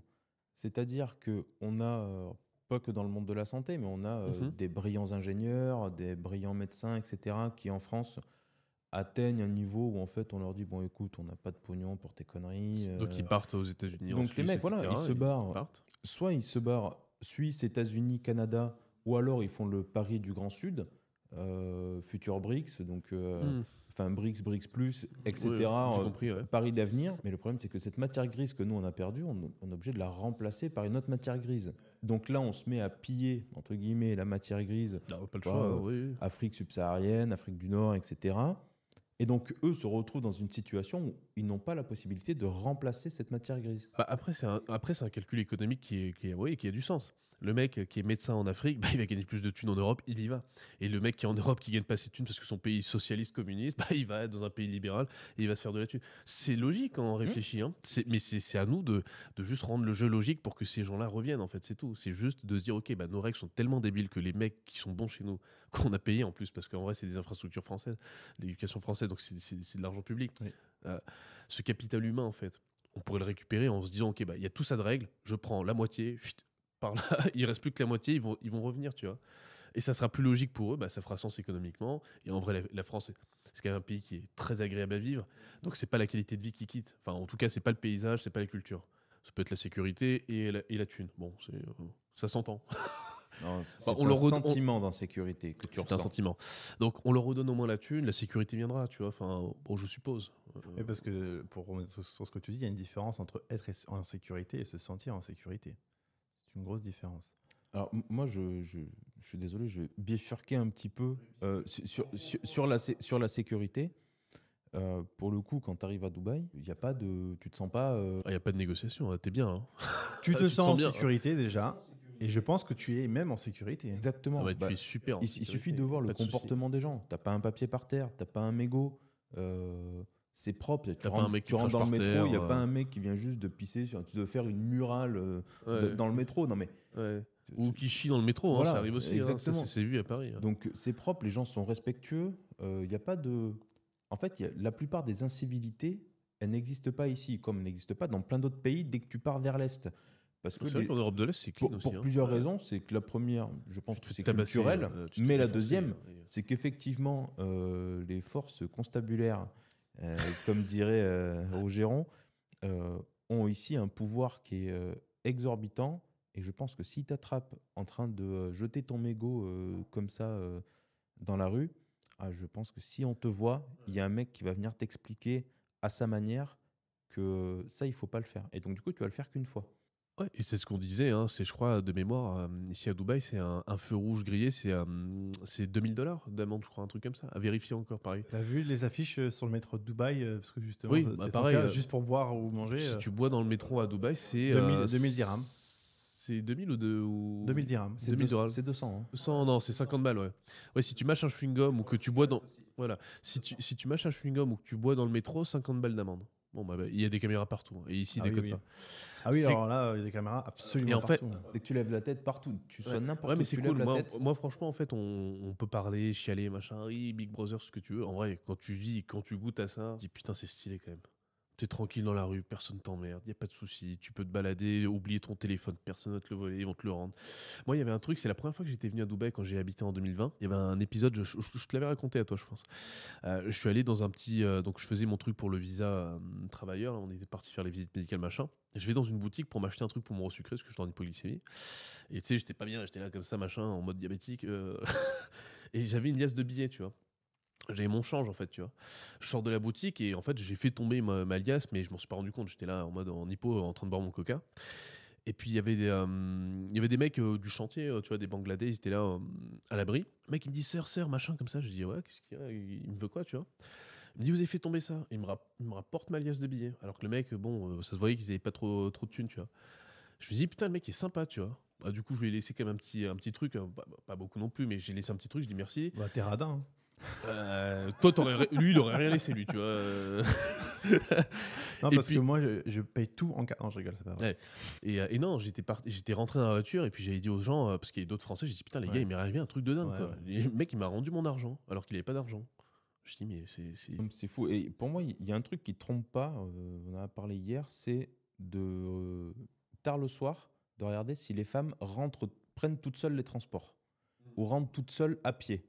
Ça, pour moi, c'est un truc qui ne trompe pas. C'est un truc que j'avais vu pour la première fois en Azerbaïdjan et au Kazakhstan, où c'est pas des pays de tourisme. Donc on part là-bas avec beaucoup d'a priori. Et quand on s'aperçoit que le soir, à 2-3 heures du matin, les femmes rentrent toutes seules dans la rue jusqu'à leur hôtel, jusque chez elles, on se dit ah oui, c'est que Là, c'est sécure, quoi. c'est qu'ici c'est safe, il y a pas de Y a pas de conneries, problème. quoi. Et après, bon, au fur et à mesure, on discute avec qui le concierge de l'hôtel, qui des touristes, qui des locaux. Bon, en fait, on comprend que déjà avoir un comportement, enfin, l'incivilité à la base est sévèrement réprimée, mais en plus l'incivilité à l'encontre d'un touriste, tu sais, ça a un effet démultiplicateur Ouais, sur la sanction. C'est ce que tu disais. Et là, tu te fais fracasser. J'avais un chauffeur à Bakou qui m'a dit, tu sais, s'il t'arrive quoi que ce soit, avec qui que ce soit, si tu es un touriste, je te garantis que le mec va se mettre à plat ventre, il va s'excuser, et il va prier pour que tu n'appelles pas la police. Hein. Parce qu'il sait très bien que si les flics débarquent, il va se faire embarquer, il va prendre une branlée monumentale. Donc, il y a peut-être un juste milieu à trouver. Hein.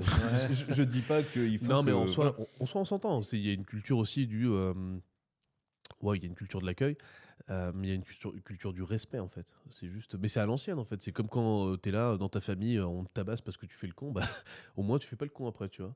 Enfin, bon, je pense qu'on a tous été éduqués un peu à l'ancienne ici. Un petit peu. Ouais. Un petit peu beaucoup.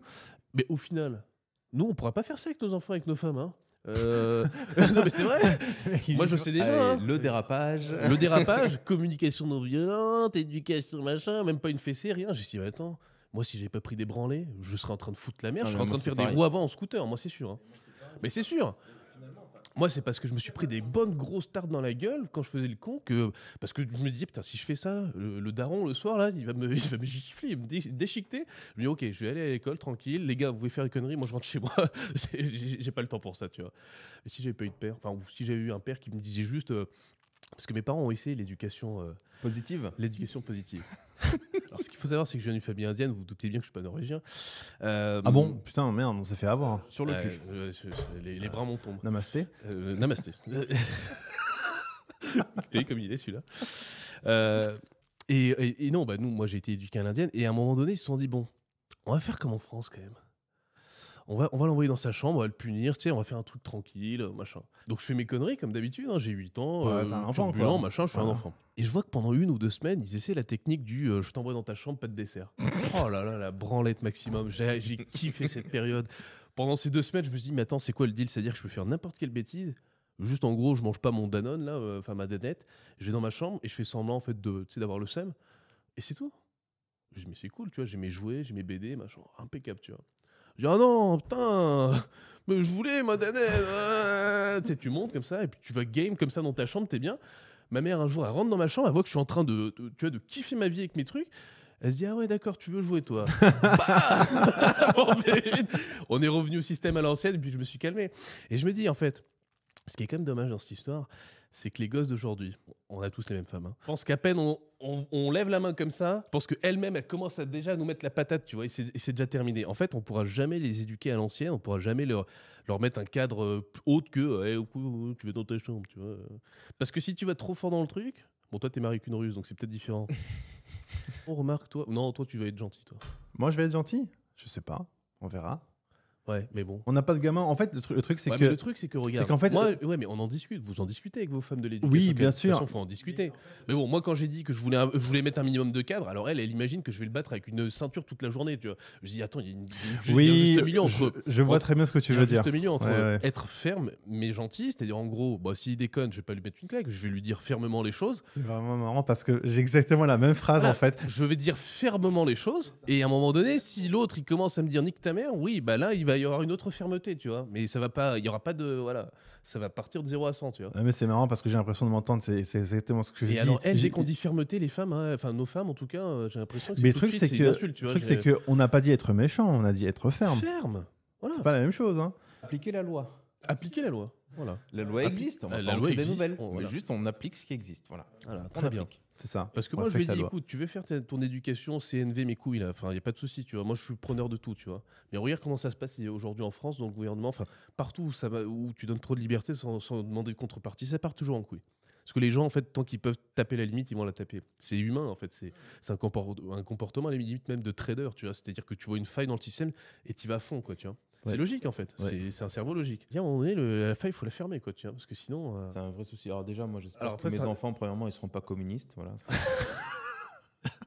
Et deuxièmement, bon, j'en parle avec ma compagne, mais bon, j'ai l'impression que c'est quand même un petit peu partout pareil. Il y a une tendance au laisser aller du point de vue de l'éducation. Donc, c'est un truc qui m'inquiète, tu vois, d'avoir des gamins. Tu leur dis écoute ça tu recommences pas et puis le gamin te regarde il te fait un doigt. Moi si j'avais fait ça mon père, moi ça va partir hein, c'est sûr, genre, là, genre mon père je lui aurais fait un doigt en fait moi je sais même pas ce qu'il aurait fait. Oui tu n'oses pas l'imaginer, tu n'oses pas l'imaginer. Je m'imagine ses yeux Oh, moi, je pense mais il qu'il est m'aurait fou, tué, mais ce ouais, gosse ouais, est fou. moi, c'est fini. Ouais. Je pense Ouais, moi, que c'est là, fini. il fallait que je prenne mes affaires et que je me tire, quoi. Ouais, moi, je pense que j'étais dehors aussi. Pareil. Alors que quand tu vas dans un supermarché, que tu vois un gamin qui dit à sa mère, ah, tu veux pas, t'es une T'es une CON Ouais. parce que tu veux pas m'acheter ce truc-là, et puis la mère qui dit, non, arrête, hein, on parle pas comme ça. Ouais, grave. Oh Non, putain, non, ça mais me là, rend ouf. normalement, Moi, c'est une sanction gifle. immédiate. Ah, c'est sanction immédiate. Et humiliante devant tout le monde. Pas Ouais. forcément la claque qui fait mal, mais la claque qui fait du bruit. Tu Ouais. sais que tout le monde se retourne et que ouh. C'est toi que t'as bien la honte, quoi. Ouais. Alors que non, Dylan, non, on arrête. Hein, Dylan, Arrête, hein. Dylan. Non, ça me rend Puis dingue. Dylan, ensuite, il fait télé-réalité, il fait le con, il monte sa bite à tout le monde. Et puis voilà, quoi, tu vois, c'est. Et on remarque, Dylan, du coup, il va gagner de l'argent comme ça, parce qu'il va aller sur TikTok, les Ouais. mecs, ils vont lâcher des likes. Ouais. Et c'est une génération de cons, ouais, tu vois. Moi, ça me rend dingue. Mais c'est pour ça que j'ai envie de me barrer, tu vois, de mettre mes enfants peut-être dans un autre carcan idéologique, dans un monde où ils sont un peu plus normaux. Même s'il y a une tendance globale à la connerie, il y a quand même des certaines régions dans le monde où ils sont un peu moins cons. Ouais, laquelle, par exemple? Bah, Tu parles d'Europe?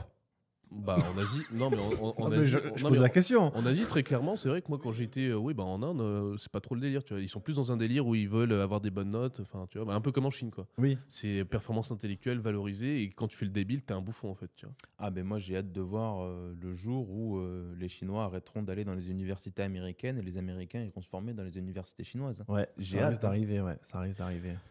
Bah, au-delà du coût exorbitant Ou que, indienne. Parce que ouais, de moins ouais. en moins d'Indiens vont se former aux États-Unis. Ça, j'en sais rien, dû j'ai pas les à la données, mais, qualité toujours meilleure de leur propre cursus eux, de universitaire. toute façon, de toute façon, dans la devise du pays en ce moment, c'est en mode progrès. C'est-à-dire qu'ils veulent, ils sont allés sur la Lune là, il y a pas longtemps. C'est un pays qui était colonisé il y a moins de 100 ans et maintenant ils sont décolonisés, ils vont sur la Lune. Donc tu vois le mindset dans lequel ils sont. C'est vrai que moi je suis retourné, je me dis putain, année après année, ils poussent, tu vois. Ouais, ils ont la Enfin, rage. ils ont la rage de vaincre, quoi. C'est un truc de ouf. Et ça donne envie aussi, tu vois, quand tu vas dans ce pays, que tu as des gens qui tirent. Ouais, je sais pas, t'as envie aussi toi d'être meilleur parce que tu te dis putain, il y a tout le monde je sais pas, qui monte. Bah moi aussi j'ai envie de monter. J'ai pas envie de rester là comme ça alors que tout le monde améliore sa qualité de vie, monte des services, des projets. Donc t'as envie d'être aussi comme ça. Mais c'est un état d'esprit. Ce qui serait intéressant, mais j'ai l'impression que ça prend pas, hein, ça serait qu'on ramène cet état d'esprit ici en Europe et qu'on fasse aussi la même chose nous en France. Mais j'ai l'impression que ça prend pas. T'as beau vouloir faire des événements, des machins, des trucs, les gens ils s'en foutent. Enfin, ils sont pas dans cet état d'esprit de pousser parce qu'il y a trop de règles, parce qu'il y a trop de si, mais il y a toujours des excuses. À un moment donné, faut s'affranchir de toutes les excuses et y aller en fait, tu vois. Il faut le faire à une échelle locale, justement. Mais il faut le faire à une échelle C'est locale. là où toi, en fait, tu as créé en fait, une communauté. Et moi, je bosse que pour ma communauté parce que je me dis, bon, au moins ces gens-là, au moins je sais qu'ils tirent et je peux pas aider tout le monde. Ah non, tu peux pas sauver Non, tout le c'est monde. mort, ça marche de toute pas. façon. Ça marche pas. Et puis de toute c'est une façon, idée, il y a des gens que tu n'as pas envie de sauver. Oui, après, je me pose même pas la question. Ça va même pas jusque-là. C'est-à-dire que j'ai eu ce fantasme un peu comme tout le monde de me dire, ok, bah, je pense avoir de bonnes idées, je vais essayer d'aider tout le monde, tu vois. Mais un peu comme toi dans ta carrière, machin. Et tu te rends compte que dans la vraie vie, ça marche pas. C'est-à-dire que non, en fait, les gens, des fois, ils veulent pas aider de sauver ou ça prend pas. Mais ça fait grandir, ça te fait percuter quand même. En fait, ça t'oblige à te poser, à te dire, attends, il y a des trucs en fait, j'avais des a priori, des bases qui étaient fausses. Et ça t'oblige à te poser et à reconsidérer la manière dont tu voyais les choses et à dire, bon, ben en fait non. En fait, je peux pas avoir une vision à 180 degrés. Il va falloir que je me mette façon tunnel, concentré sur quelque chose, mais par contre que je le fasse à fond et bien.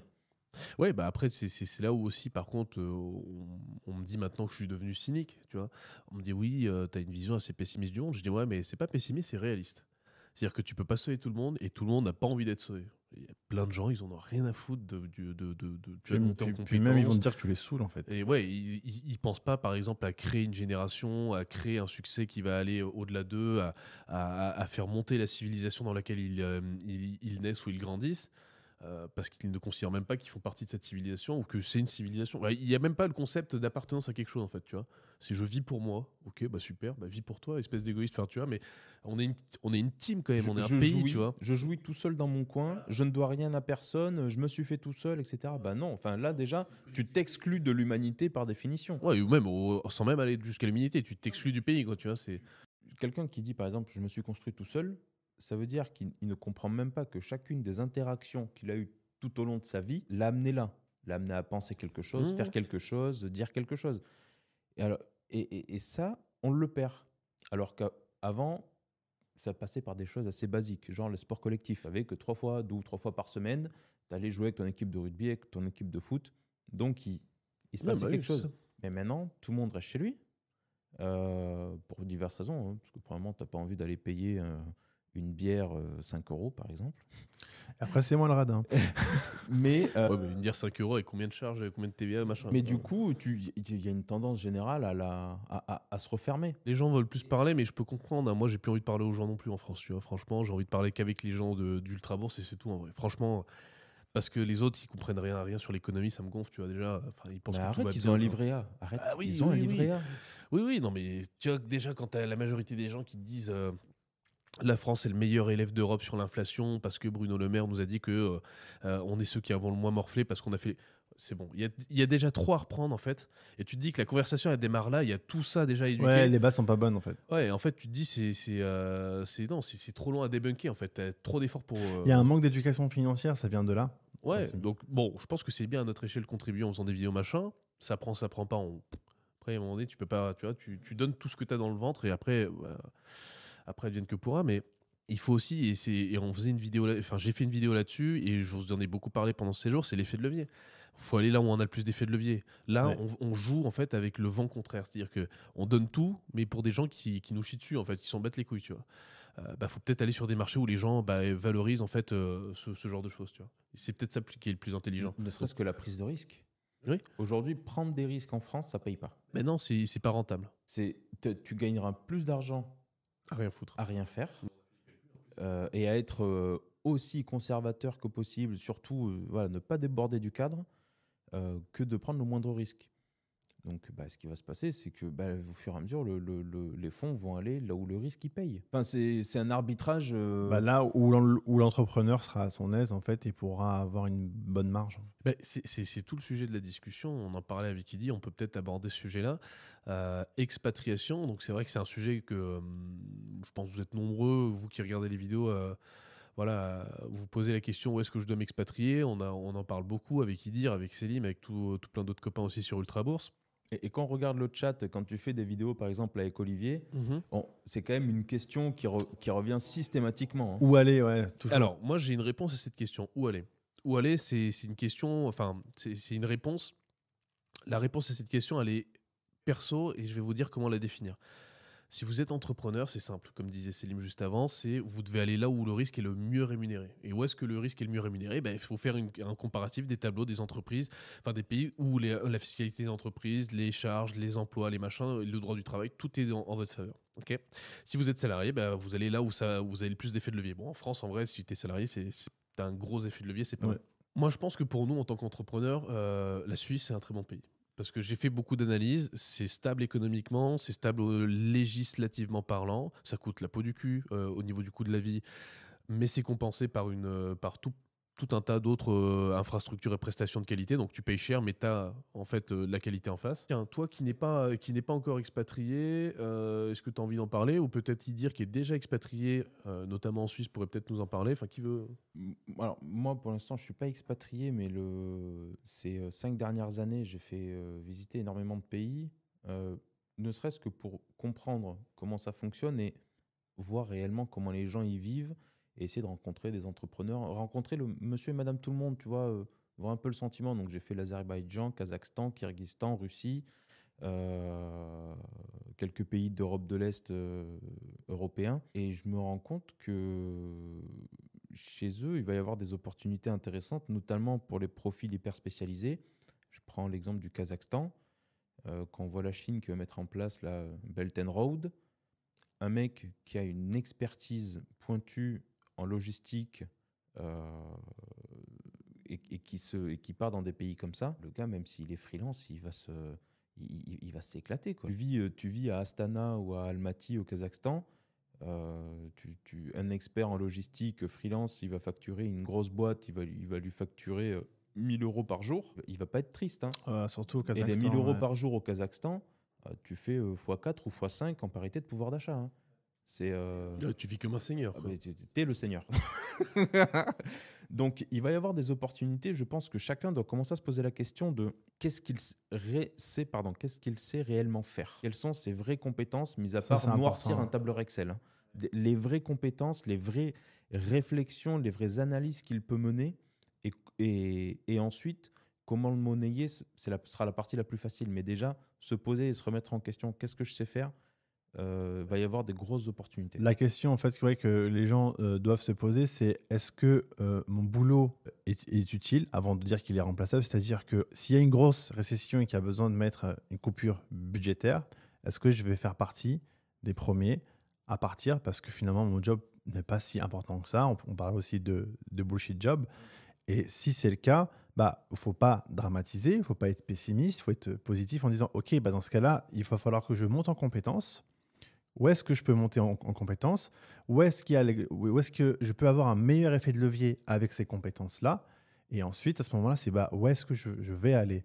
Et pour en revenir à la question du pays où s'expatrier, déjà, il faut savoir est-ce qu'on reste en Europe ou pas. Nous déjà, on s'était posé la question pour Dubaï. C'est pour ça aussi en fait qu'on était venu là.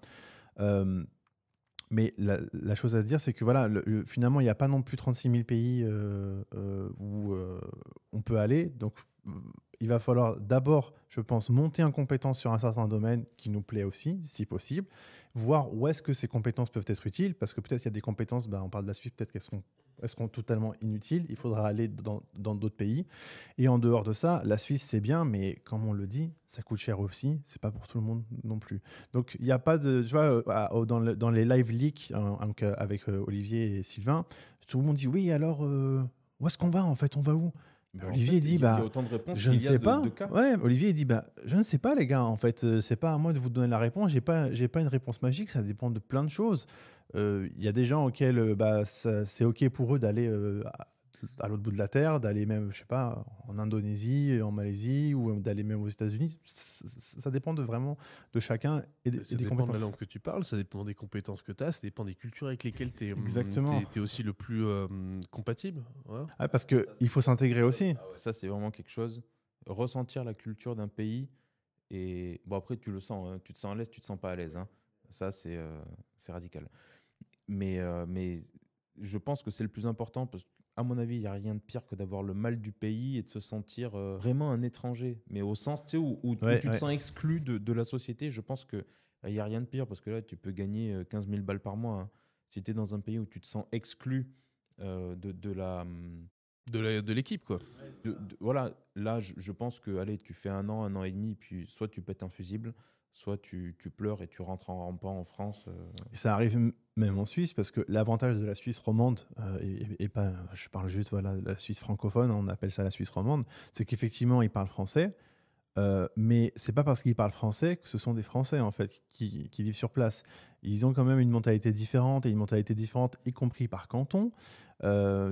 Et puis même, voilà, typiquement, il y a même des cantons qui sont catholiques, d'autres qui sont protestants, si ce n'est que pour citer un exemple. Moi, j'ai des amis à moi que j'ai dit, viens, il y a du job, viens. Ils sont restés 6 mois, puis ils se sont barrés, parce que ça leur convenait pas du tout. En fait, ils se sont dit, non, mais en fait, finalement, le bordel à Paris, le métro, les rats, ça me va. Bon, ok. C'est incroyable. Oui, c'est ça, c'est pas l'herbe les plus vertes ailleurs, hein, ça c'est clair. Hein. Mais en revanche, c'est vrai que les Français, n'importe quel francophone peut facilement se laisser piéger en se disant je vais dans une région, je vais dans un pays francophone, donc je vais me sentir bien. Tu peux aller au Luxembourg, tu te sentiras pas spécialement bien. Hein. Tu te fais chier, quoi. Tu te fais chier comme un rat. On m'a proposé un job là, en début de carrière 2015, j'ai dit non. Hein. On m'a proposé Paris ou Luxembourg, j'ai dit Paris.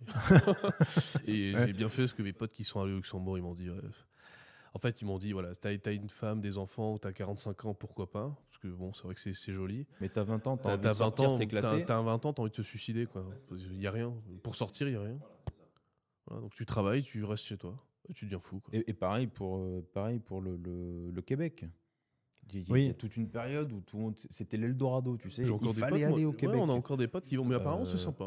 Donc c'est peut-être sympa, mais il ne faut pas oublier que c'est une autre mentalité. C'est une mentalité un peu plus nord-américaine. Bon, apparemment, les Canadiens sont quand même relativement cool. C'est quand même des gens qui sont super sympas. Le problème d'être sympa, c'est le problème parce que tu as beau être au contact de gens sympas, la culture est différente quand même. Donc, dans des comportements, dans la relation avec les gens, il y a quand même des réflexes à acquérir, des choses à comprendre qui ne sont pas ce qu'on connaît nous tous les jours. Et puis il y a aussi certains détails, on peut citer 2 exemples, alors ça peut paraître anodin, mais entre le Canada et par exemple les Émirats Arabes Unis ou Dubaï, il y a un point commun, vous allez me dire putain mais attends, qu'est-ce qu'il va nous sortir celui-là?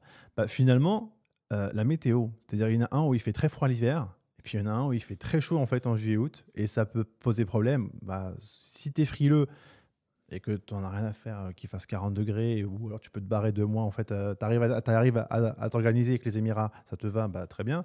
Par contre, si le froid, ça ne te rebute pas, et que même que tu aimes ça avec le chaleur, tu n'en as rien à faire, bah, le Canada aussi, ça peut être intéressant. Donc tu vois, c'est le genre de détails.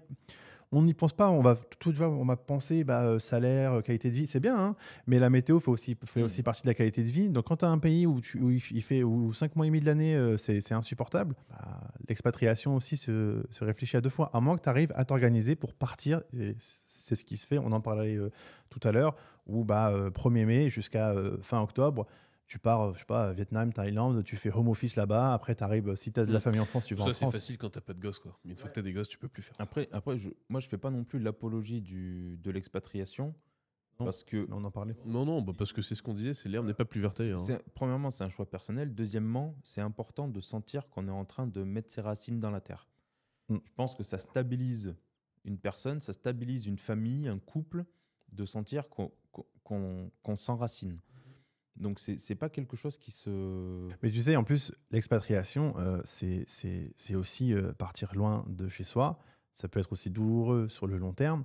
Et selon les endroits où on va, généralement, voilà, un Français qui part, qui quitte, enfin, c'est ce que je crois, hein, peut-être que je me plante, il le fait pas non plus par plaisir. C'est qu'à la base, ça reste quand même son chez-soi. Il a sa culture, il a ses potes. Oh, c'est par dépit, hein. C'est Ah, parce et que ça part les vraiment paysages, trop en couille, les hein. paysages de la France sont magnifiques. C'est un pays magnifique, Tout en fait. est magnifique, Tu en vois. fait. Voilà. Donc du coup, c'est plus une sorte on peut plus peut-être parler d'exil plus que d'expatriation. Bon, bah la Suisse romande, c'est collé à la France, donc on a cet avantage-là. On peut parler de Belgique, d'Allemagne, tout ce que tu veux.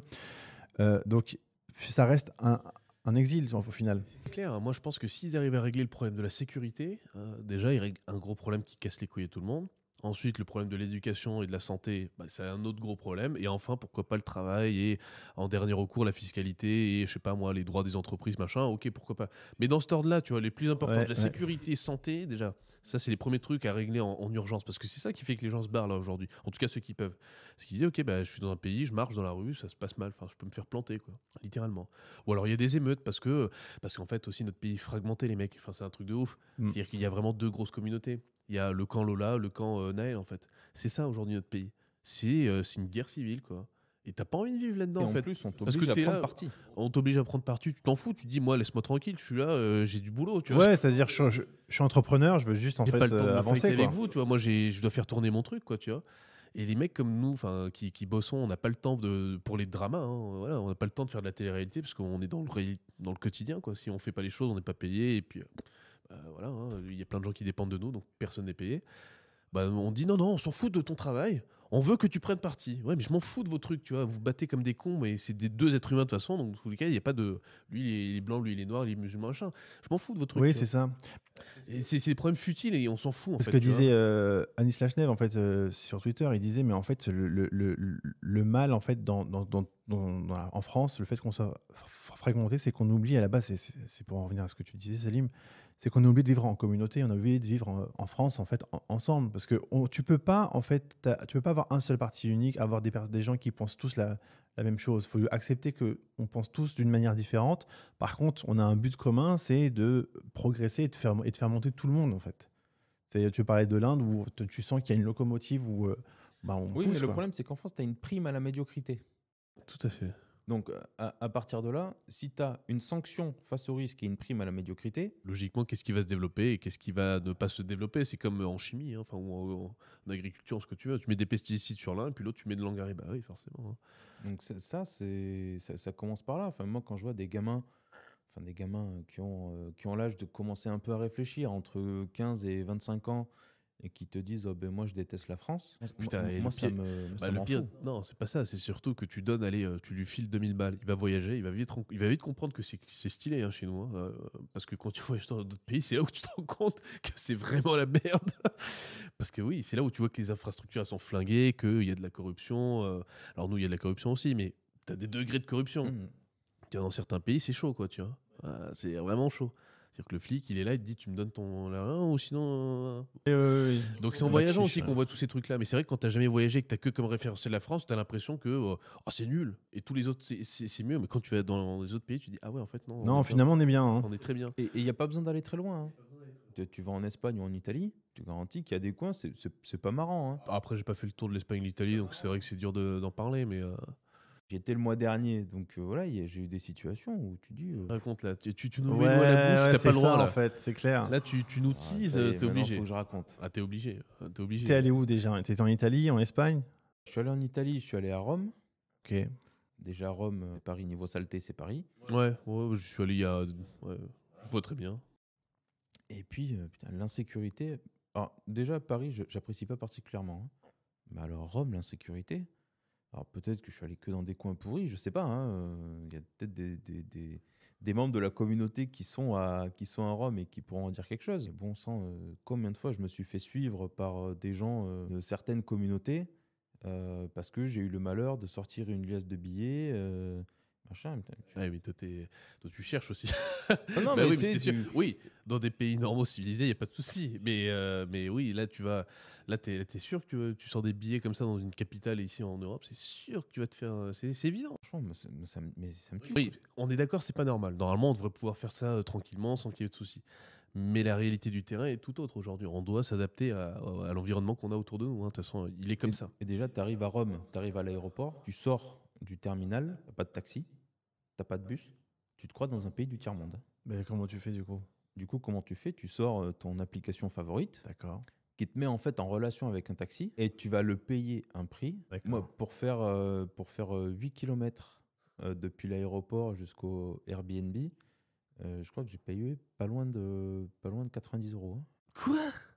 8 km? Je pensais qu'il allait te mettre 40 balles à un tarif de salaud, mais. T'as pas le choix. Parce que devant l'aéroport, je suis arrivé le soir, je suis pas arrivé dans la nuit, je suis arrivé le soir un peu tard. T'as personne, t'as pas de taxi, t'as pas de bus. Donc en fait, ta seule solution, c'est soit il y a quelqu'un qui vient te chercher, soit tu passes par une application, mais tu te fais fracasser. Ah, mais en moyenne, le taxi, selon le tarif, c'est entre 2 et 3 euros le kilomètre. Là, tu étais à 11 euros. Enfin, le mec, il t'a allumé. En fait. Dingue. Même à Paris, par la Charles de Gaulle, tu te fais pas fracasser comme ça. Non, parce que oui, il y a des tarifs Réglementés. Ouais, mais ouais, non, là, c'est chaud, là. 90 balles, putain, il t'a tué. Hein. Ah ouais, non, moi j'étais fou. J'avais ma compagne avec moi. Elle disait, En plus, calme-toi, t'as pas le choix. calme-toi, calme-toi. Oui, t'as pas le choix en plus. Et moi, je commençais à me dire, ah, mais. En plus, t'es bouillant. Hein. S'il me parle, je vais le cogner. Et tout. Je me dis, non, s'il te plaît, moi en plus, je suis pas européenne. Ouais, c'est dit, c'est bon, elle a plus de visa. Donc, ouais, c'était. Enfin, voilà. Bah, aller dans les grandes villes ou même à la campagne, dans des pays limitrophes, et déjà, vous allez commencer à voir que c'est un peu chaud, quoi. Et puis pour en revenir, pour terminer en fait pour ce sujet d'expatriation, il y a aussi un point en fait qui est important. Donc je parlais de la météo, mais il y a encore un point qui est plus important. C'est ok, on s'installe dans un pays, ok. Généralement, bah, on va commencer à acheter des assets. Si on est entrepreneur, qu'on a un peu d'argent, on va acheter des assets. Alors, Premier asset asset égale actif. Hein. Oui. Ah, je sens que tu vas venir sur la sécurité juridique. Non, pas du tout. Mais je te Il laisserai. est surprenant. Non, c'est un truc de radin sûrement. Hein. Donc voilà, c'est un truc, ça coûte cher. Non, pas du tout. Par exemple, sur l'IMO, tu vas acheter de l'IMO, ok. Bon, bah, tu vas t'implanter, tu vas avoir ta boîte et tout ça. Puis après, tu vas te dire, bah, en fait, j'aimerais bien quand même que ça soit officiellement chez moi. Ce que ça veut dire officiellement chez moi, c'est la case naturalisation. Bah, selon l'endroit où tu vas t'expatrier, l'accès à la naturalisation est soit inexistant, soit impossible. Donc, après, en Europe, généralement, c'est bon. Tu peux avoir accès au passeport du pays. C'est mais bien le problème. donc, ouais.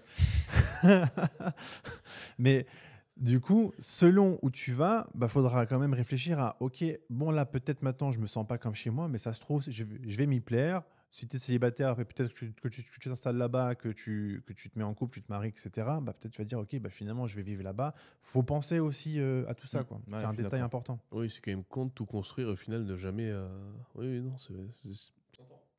Donc la naturalisation, pour moi, est un point clé sur une expatriation définitive. Oui, alors si c'est une expatriation avec un billet aller sans retour, oui. Si en fait, en gros, tu te dis, bon, bah, c'est simple, en gros, je quitte la France, je ne reviendrai jamais. et je vais vivre toute ma vie là-bas, bah, du coup, tu vas t'assimiler aussi à la culture de là-bas. Hein. Ah oui, Faut bien tout sûr. recommencer à zéro, apprendre la langue, l'alphabet, machin, tout ce que tu veux. Enfin, tu recommences tout à zéro et tu deviens un vrai gars de chez là-bas. Bon, après, ouais, faut voir. Faut voir, en fait. C'est des variables en fait qui sont très difficiles à définir Faut les avoir en tête seulement. parce qu'en fait toi tu auras des gosses, tu vas les faire dans le pays en question, eux c'est sûr qu'ils voudront rester si le pays est un minimum bien géré, ils vont grandir là-bas, ils seront de là-bas, donc toi tu seras obligé de à un moment donné, donc non faut y aller, mais de toute façon je pense que quand on s'expatrie il faut y aller avec un bon état d'esprit, c'est-à-dire qu'il faut y aller en mode je vais m'assimiler, sinon ça sert à rien en fait. Tu vois, tu peux reprocher des choses aux gens qui viennent en France qui s'assimilent pas, si toi tu fais la même chose ailleurs, bah ferme ta gueule en fait, tu vois. C'est-à-dire que tu donnes des conseils, tu les appliques pas, ça n'a aucun sens. Donc je pense que quand tu vas aller dans le pays en question, je te laisse juste après, hein, mais il faut aussi aller dans l'état d'esprit, bah, je vais chez eux, je fais comme chez eux en fait, je suis chez eux en fait. Donc à Rome comme les Romains, on le demande aux gens qui viennent en France, bah, nous si demain on doit changer de pays, bah, on fait pareil en fait, c'est tout. Sinon c'est pas cohérent. J'avais fait quelque chose en Lettonie quand j'étais allé juste avant le Covid. C'est une expérience que j'ai refait plus tard, mais que j'avais adoré. C'est utiliser les sites d'annonces en ligne, par exemple Airbnb Experience, ce genre de choses. Des fois, il y a des gens qui proposent un dîner chez l'habitant. Ah ouais, ok. Et donc là, tu vas dîner chez un local. Bon, faut espérer qu'il parle anglais, il faut être sûr que, que vous allez pouvoir communiquer. Hein. Après s'il vient sur Airbnb Experience, c'est qu'il a envie de parler avec des mecs Et qui sont vous y pas allez. pays. Alors, soyez des bons Français et débarquez avec un petit truc à manger, un petit truc à boire. Hein, soyez pas des sauvages. Et puis là, vous êtes chez l'habitant et profitez-en pour comprendre. Regardez autour de vous comment c'est décoré, il y a quoi sur les murs, comment est-ce qu'il dresse une table, comment est-ce qu'il mange. Enfin, et posez plein de questions. Et ça, déjà, je pense que c'est une première étape qui est intéressante parce que déjà, elle va vous forcer à sortir de votre zone de confort. Parce que les Français qui vont à l'étranger pour traîner qu'avec des Français qui veulent voir que des Français, entendre parler que français, bah, dans ce cas-là, fallait rester à la maison, les C'est gars. le cas de plein de Français expatriés dans les pays d'Asie où finalement ils ont des groupes WhatsApp et puis ils restent que entre eux et ils se voient que entre eux. Alors je peux comprendre parce qu'on est loin de chez soi, donc je dis pas ça fait du bien de parler français. Oui, mais voilà. on passe à côté de quelque chose. Oui, exactement, je suis d'accord. Mais je veux parler, moi, de naturalisation et d'immobilier. Toi, tu voulais parler justement de la sécurité juridique. C'est lié, hein, au final. Complètement. Moi, il y a quelque chose qui est très important quand quand vous prévoyez de déménager dans un autre pays, c'est si j'y amène mes actifs, est-ce que ça va rester à moi? Est-ce qu'un jour ou si j'acquiers des actifs sur place, est-ce qu'un jour on va pas me dire, euh, à présent, la nationalité me plaît pas, ce que tu penses me plaît pas, ou tout simplement la loi change tous les 4 matins de manière totalement arbitraire. Moi, je pense qu'il y a vraiment techniquement que très peu de pays qui offrent une vraie sécurité juridique aujourd'hui dans le monde. Et on est en train de s'en apercevoir Mm. avec Ouais. les différents Non, conflits. parce que nous au final, actuels. en France, on se rend compte que du jour au lendemain, oui, en fait, c'est un peu au bon vouloir de qui on veut. Hein. Mais de toute façon, tu regardes comment sont faites les lois aussi en France. Hein. T'as des députés européens ou t'as des politiciens en France qui font des dingueries, des détournements de fonds, des trucs de corruption. Ils ont rien, ils ont du sursis. Où ils vont faire des trucs de viol ou je sais plus quoi, là, tentative de viol, drogué, machin. Ils ont du sursis. Puis t'as un mec en France qui va voler, je sais pas, un scooter, il va se prendre autre chose. Donc déjà, moi, mon premier constat, c'est que le monde est injuste. Ça n'existe pas, le truc faire, machin, ça c'est pour les enfants, tu leur dis ça comme ça, ils grandissent avec des machins, mais ça n'existe pas. Enfin, tu vois, c'est premier constat. Deuxième constat, il y a que très peu de pays qui offrent une vraie sécurité juridique à 100% et elle n'existe jamais vraiment, cette sécurité. Parce qu'on pourra toujours dire, t'as fait ci, t'as fait ça, ou ceci, cela, et on te prend tes actifs. C'est du cas par cas. Donc en fait, c'est que des rapports de force. C'est à toi d'être constamment suffisamment puissant pour pas qu'on te vole, en fait. Oui, ou C'est le alors, constat que j'en ai. Mais c'est vrai. Hein, ou alors de profiter d'un maximum de juridictions différentes. Bon, mon compte qui me sert à faire de l'invest sur les marchés, bon, ben, je vais le mettre dans tel pays parce que je sais qu'on n'y touchera pas. Mon immobilier, je vais l'acquérir dans tel pays parce qu'ils ont une culture de l'immobilier, ils respectent la propriété privée et je peux faire ça avec mes différents Il y a assets. il y a beaucoup de mecs, et j'avais notamment le cas d'un investisseur américain là, quand je bossais dans le courtage en 2015, un mec qui était assez riche, très riche, et il m'expliquait ça exactement comme tu le dis là. C'est qu'en fait, ces gens-là, ils ont du cash aux États-Unis, pas de souci, hein, mais déjà, ils détiennent pas forcément leurs actifs en nom propre, c'est toujours par des trusts ou des sociétés dans tous les sens. Et c'est toujours dans des juridictions effectivement qui sont différentes. Alors, à mon avis, ça doit être bien étudié. Moi, j'ai pas creusé le truc, mais ça doit être telle juridiction ne parle pas avec telle juridiction. Donc, si jamais il y a un souci, lui, il peut pas saisir ça. Enfin, et c'est bien construit. C'est une architecture qui est bien construite. Le mec, il doit être résilient, je suppose. Hein, parce que n'importe quel gouvernement qui veut le taper, de toute façon, peut le taper que sur un ou deux trucs. Il y a une vraie diversification aussi des actifs. C'est pas con. Au lieu d'avoir tous ses œufs dans le même panier comme un débile, c'est vraiment pas con. Ouais. C'est intelligent. Oui, bah, de toute façon, c'est ce que racontent pas mal de youtubeurs qui ont pas mal d'oseille, qui ont plusieurs millions. Et effectivement, ils répartissent le risque au final dans plusieurs juridictions et en fonction aussi du type d'actif. Bon, bah ça sera. C'est un truc qu'on va devoir commencer à creuser, nous. Ah ouais, non, mais je pense que c'est C'est primordial, surtout quand on part Quand on avec voit que l'État, quelques dizaines, quelques centaines de milliers d'euros.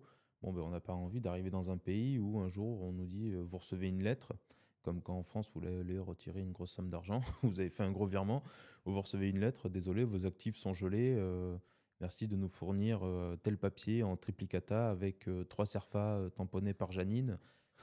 Et puis Janine qui en a rien à foutre en plus, qui est en arrêt maladie ou en train de faire grève, quoi. Tout ça pour retirer 3 000 euros. Ouais, et puis en plus, t'as une alerte Banque de France, ce mec est un terroriste. Donc je pense que c'est aussi important que l'aspect culturel, c'est l'aspect est-ce que je vais pas me faire voler si je vais ailleurs.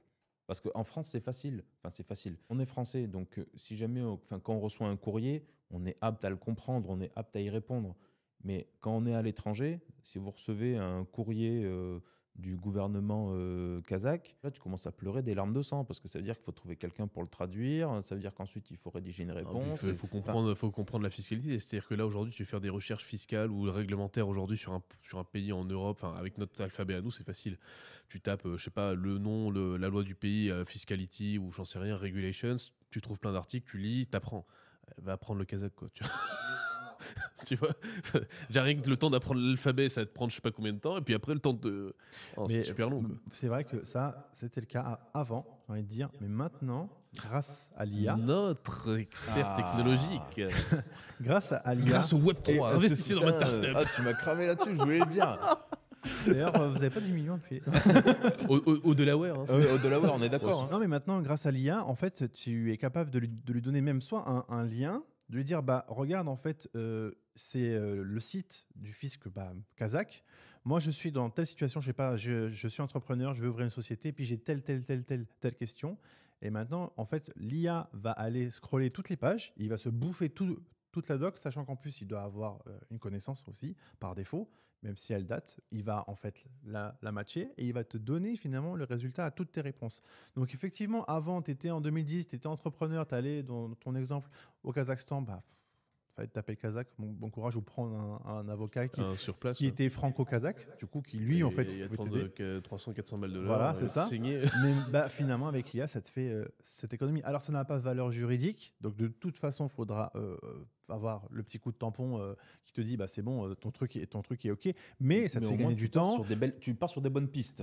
Tu peux te préparer à distance depuis chez toi, tac, tu chattes avec l'IA, et puis voilà. Donc, on a cet avantage-là maintenant, en fait, en 2023, c'est de pouvoir. C'est un outil, un ouais, effet c'est de ça. levier à En fait, utiliser. c'est de pouvoir tout simplement préparer son expatriation et répondre à toutes ces questions fiscales grâce à l'IA. J'investis dans ta startup. C'est bon. Qu'il y a des rentes qui vont. Oh putain, on parlait des rentes hier. Attends, est-ce qu'on le fait? Parce que là, sinon, on est quand même en France, faut pas trop déconner là-dessus. Des coups à prendre. Hein. Il y a que des coups à prendre. On va faire rigoler les mecs 2 secondes et après on va se faire défoncer. Exactement. Ça me casse les couilles, j'ai tellement envie d'en parler. Vous savez quoi? Vous voulez savoir de quoi on parle? Vous venez au prochain dîner Les Incorruptibles ou I2A et on en parlera en direct. Parce que c'est vrai qu'il y a que des coups à prendre. Ah, il y a des. Voilà. Ça, on va pas en parler. Sacré quoi. Sacré rente quand même. Hein. Putain, salopard. Ouais. Non, ça, c'est vrai que ça. Tu sais, quand t'es assuré de prendre 16 000 balles par mois, ferme ta gueule. C'est bon. On fera la guerre comme ça. On fera un peu bourré autour d'un dîner. On parle du prochain dîner. Bon, alors, on va organiser un prochain dîner pour tous les gens qui sont membres de la communauté Ultrabourse I2A. Donc, toi, tu seras non, je ne serai pas. Désolé. Non, c'est bon. J'ai envoyé le sondage sur le groupe Telegram. Donc, les groupes, les personnes I2A qui ne nous ont pas encore rejoints sur le groupe Telegram, vous ne pouvez pas voter, mais Vous pouvez nous rejoindre sur le groupe I2A à n'importe quel moment. Enfin, le lien va vous être envoyé par email et vous votez. On va sûrement faire le dîner du coup en janvier. Décembre, ça va être un peu short. On va voir. Il est en train de saigner là parce qu'on est mis pour décembre. Et là, il se dit, il me casse les couilles, il a reporté le dîner. Bref, soit décembre, soit janvier, on verra. Et les Incorruptibles, on se fait un dîner en janvier à Lille. Ce sera pas décembre, ce sera janvier parce qu'on n'a pas eu de date de dispo en décembre. Et on parlera justement de ces fameuses rentes. On parlera des rentes, on parlera De nos rentiers. peut-être aussi Qui nous saignent. plus en détail de ce qu'on a vu ici. On a eu un échange avec un certain agent immobilier, je ne sais pas si tu te rappelles, qui voulait pas nous en dire trop, mais on a creusé et il nous en a dit un peu. Et sur le marché immobilier de Dubaï, oui, il y a des petites choses à savoir. On peut en parler dans un dîner, ouais, ça peut être sympa. Et d'ailleurs, comme ça, je vais en profiter, comme ça, je vais t'engager devant la communauté. Quel salaud. Le prochain dîner, Sylvain prendra la parole, fera une petite intervention sur un sujet qui restera déterminé, mais enfin, vous l'entendrez. Au dîner leak, du coup. Au dîner des Incorruptibles, voilà. Puisque c'était quand je crois que c'était à Nantes, où il y avait Olivier. Donc c'est Olivier qui a parlé avec ses associés et ses connaissances. Toi, tu n'avais pas pris la parole, donc la prochaine fois, Sylvain prendra la parole enfin sur un sujet. Eh ben très bien, mon cher Selim. Voilà. Donc il faudra se bourrer la gueule après, Sylvain. Il faudra se bourrer la gueule après avoir pris la parole, c'est toujours mieux. Ou pendant, ça peut aussi marcher. Qu'on ne parlerait pas de ce que pourrait être notre prochain voyage dans le même style qu'ici, à savoir chercher un peu quelles sont les opportunités. Tu te marres, toi? Non, ça me fait trop rire. Hier, on parlait de Riyad. Oui, et des efforts qu'ils sont en train de faire.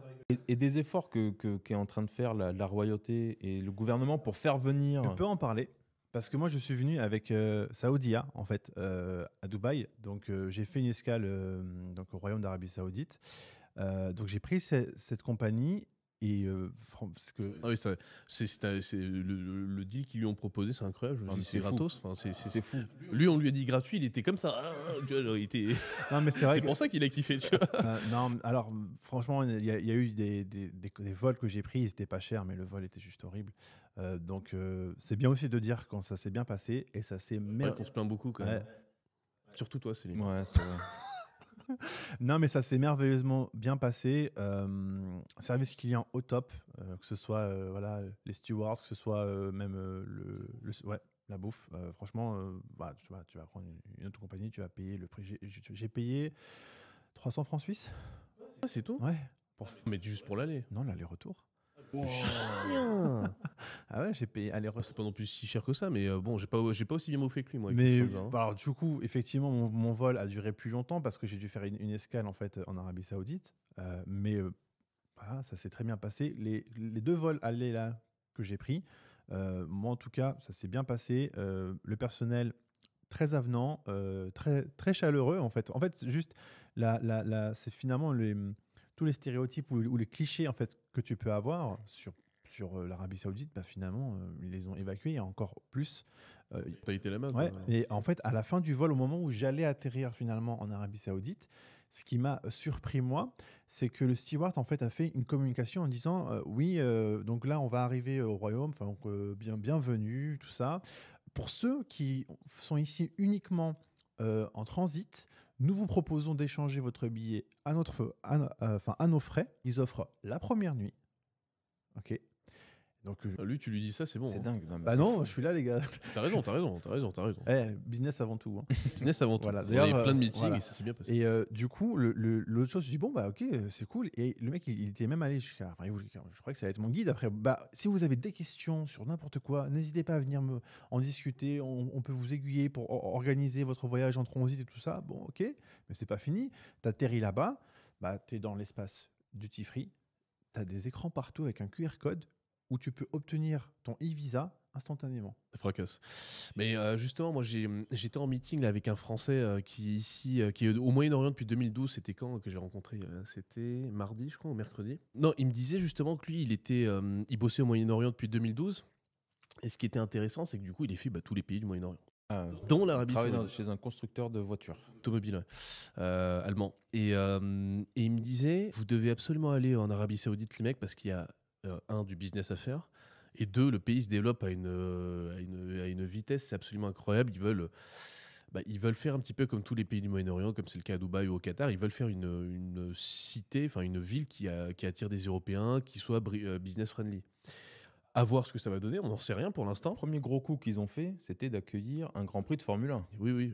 Le prochain gros coup, tu vas voir, vous allez voir, ça va être la Coupe du Monde de Coupe football. du Monde, ouais, c'est sûr. Oui, la Coupe du Monde. Moi, je pense que ça vaut le coup, prochain voyage business, d'aller voir ce qui se passe là-bas, d'aller rencontrer déjà des Français. Je suis sûr qu'on a la communauté. Donc, si vous, d'ailleurs, dans la communauté, vous travaillez au Moyen-Orient, vous avez des bureaux là-bas, enfin, vous avez un business, machin, vous êtes implanté là-bas, on se rencontre, on discute de ce qu'il y a à faire, tout simplement là-bas, au niveau opportunité. Ça peut être intéressant pour nous d'aller renifler un petit peu le business, quoi, tu vois, voir si, je sais pas, il y a de l'immobilier à faire, s'il y a des services spéciaux à montrer, ils ont besoin de technologiques en IT, à mon avis, il y a peut-être aussi ça à développer. Ouais. Pourquoi pas pour le projet Neom, notamment, je pour le pense. projet Neom, il y a peut-être des choses à faire. Est-ce qu'ils ont des besoins aussi en intelligence artificielle? Je sais pas, c'est peut-être des compétences qu'ils vont rechercher. Il faut peut-être aller travailler voir. dans le monde de l'énergie hors pétrole. Ouais. Non, mais il y a des choses, il faut aller voir, il faut aller demander. Il faut rencontrer des gens sur place, il faut parler avec eux. Il faut pas se chier dessus en mode j'ai peur, machin, on y va, quoi, c'est tout. Oui, puis après, c'est le genre de pays où il peut rien vous arriver. Enfin, il peut rien vous arriver. Je vais pas vous porter la poisse non plus. Mais vous allez là-bas, il y a personne qui va vous suriner en pleine rue pour vous piquer vos AirPods, quoi. Donc c'est le genre de pays où il faut pas avoir peur d'y aller parce que vous savez qu'il y a une présence, il y a une sécurité. Surtout s'ils investissent en masse sur les touristes aussi, s'ils veulent avoir du tourisme, de toute façon, ils feront n'importe quoi pour que le tourisme soit en sécurité. Ce qu'on fera, c'est qu'on essaiera de se trouver comme ici, là, quand on a calé tous les meetings, on essaiera de se trouver des gens de la communauté. Ça peut être intéressant s'ils sont déjà sur place. Tac, on boucle les meetings sur une semaine. Et puis, il n'y a rien de mieux qu'avoir des gens sur place qui nous disent, expérience terrain, ce qu'ils en pensent, quoi, tu vois. Exactement. Et puis, s'ils ont des business, encore mieux, voir si on peut les accélérer, s'ils ont besoin de fonds, s'ils ont besoin de services, de main-d'œuvre, je sais pas, même de nos conseils à nous. On apporte ce qu'on a apporté et puis on essaie de développer des choses, quoi. Donc, prochain step, Riyad. Ouais, Riyad, ça peut être bien. Ouais. On se fait une semaine. Faut voir combien on a de partenaires sur place et il faut essayer de booker un max de meetings. C'est ça. C'est ça la priorité. Envoyez des mails, mettez des commentaires. Voilà. Et si vous êtes sur place et que vous avez des choses à développer, on est preneur. Bon, et les gars, on clôture le tour. Ouais. Ça nous a fait très plaisir. Si vous avez kiffé cette vidéo, vous la likez, vous la partagez. Commentez-là et puis on n'a qu'à se mettre un petit mot, un private commentaire pour ceux d'entre vous qui ont été au bout de la vidéo, qui ont tout vu, parce qu'à mon avis il y en a plein qui vont pas tout voir. Oui, c'est vrai, exact. Ouais. Commentez avec le mot Kepinski. Ouais, c'est très marrant ça. Ça, c'est notre mot du voyage, je pense, on se marre bien avec ça. Donc utilisez le mot Kepinski en commentaire et puis on verra un peu. On saura qui a regardé jusqu'au bout et puis on se dira que vous êtes des gens bien. Moi, je tiens à préciser, je tiens à souligner les efforts que tu fais pour ta communauté. Parce que hier, j'étais avec toi quand tu as choisi ta chemise. Donc, non, mais il faut souligner le temps qu'on y a passé. Voilà, l'éclairage, machin, quelle couleur. Non, c'est vrai. Donc, je tiens à souligner les efforts que tu as fait. C'est vrai je tiens à souligner aussi que j'ai une vidéo, une photo, une vidéo de toi en train de faire du repassage. J'étais sûr, c'est pour ça qu'il prenait la photo hier quand j'étais en train de repasser. Il disait c'est pour la postérité. Et je me dis mais qu'est-ce qu'il va faire cet enculé ? Ça servira de monnaie d'échange au moment opportun. Ouais, non, c'est ça, tu vois, donc, en fait, moi je croyais qu'il était là, tu sais, pour te caresser dans mais c'est ça. poil. Il s'est dit, tout ça, c'est un super invité. Le mec, il finit par une petite pommade. Ouais, je me suis dit, c'est vraiment un chien. Il t'a ouvert la plaie, plaie, t'as mis du sel. Putain, tu as fait du bien à Martin, il te chiera dans la main. Bon, on termine cet épisode comme ça. Likez la vidéo, partagez-la si elle vous a plu. Et puis merci pour l'invitation, Sylvain. Et c'était la première et la dernière. Allez, tchuss.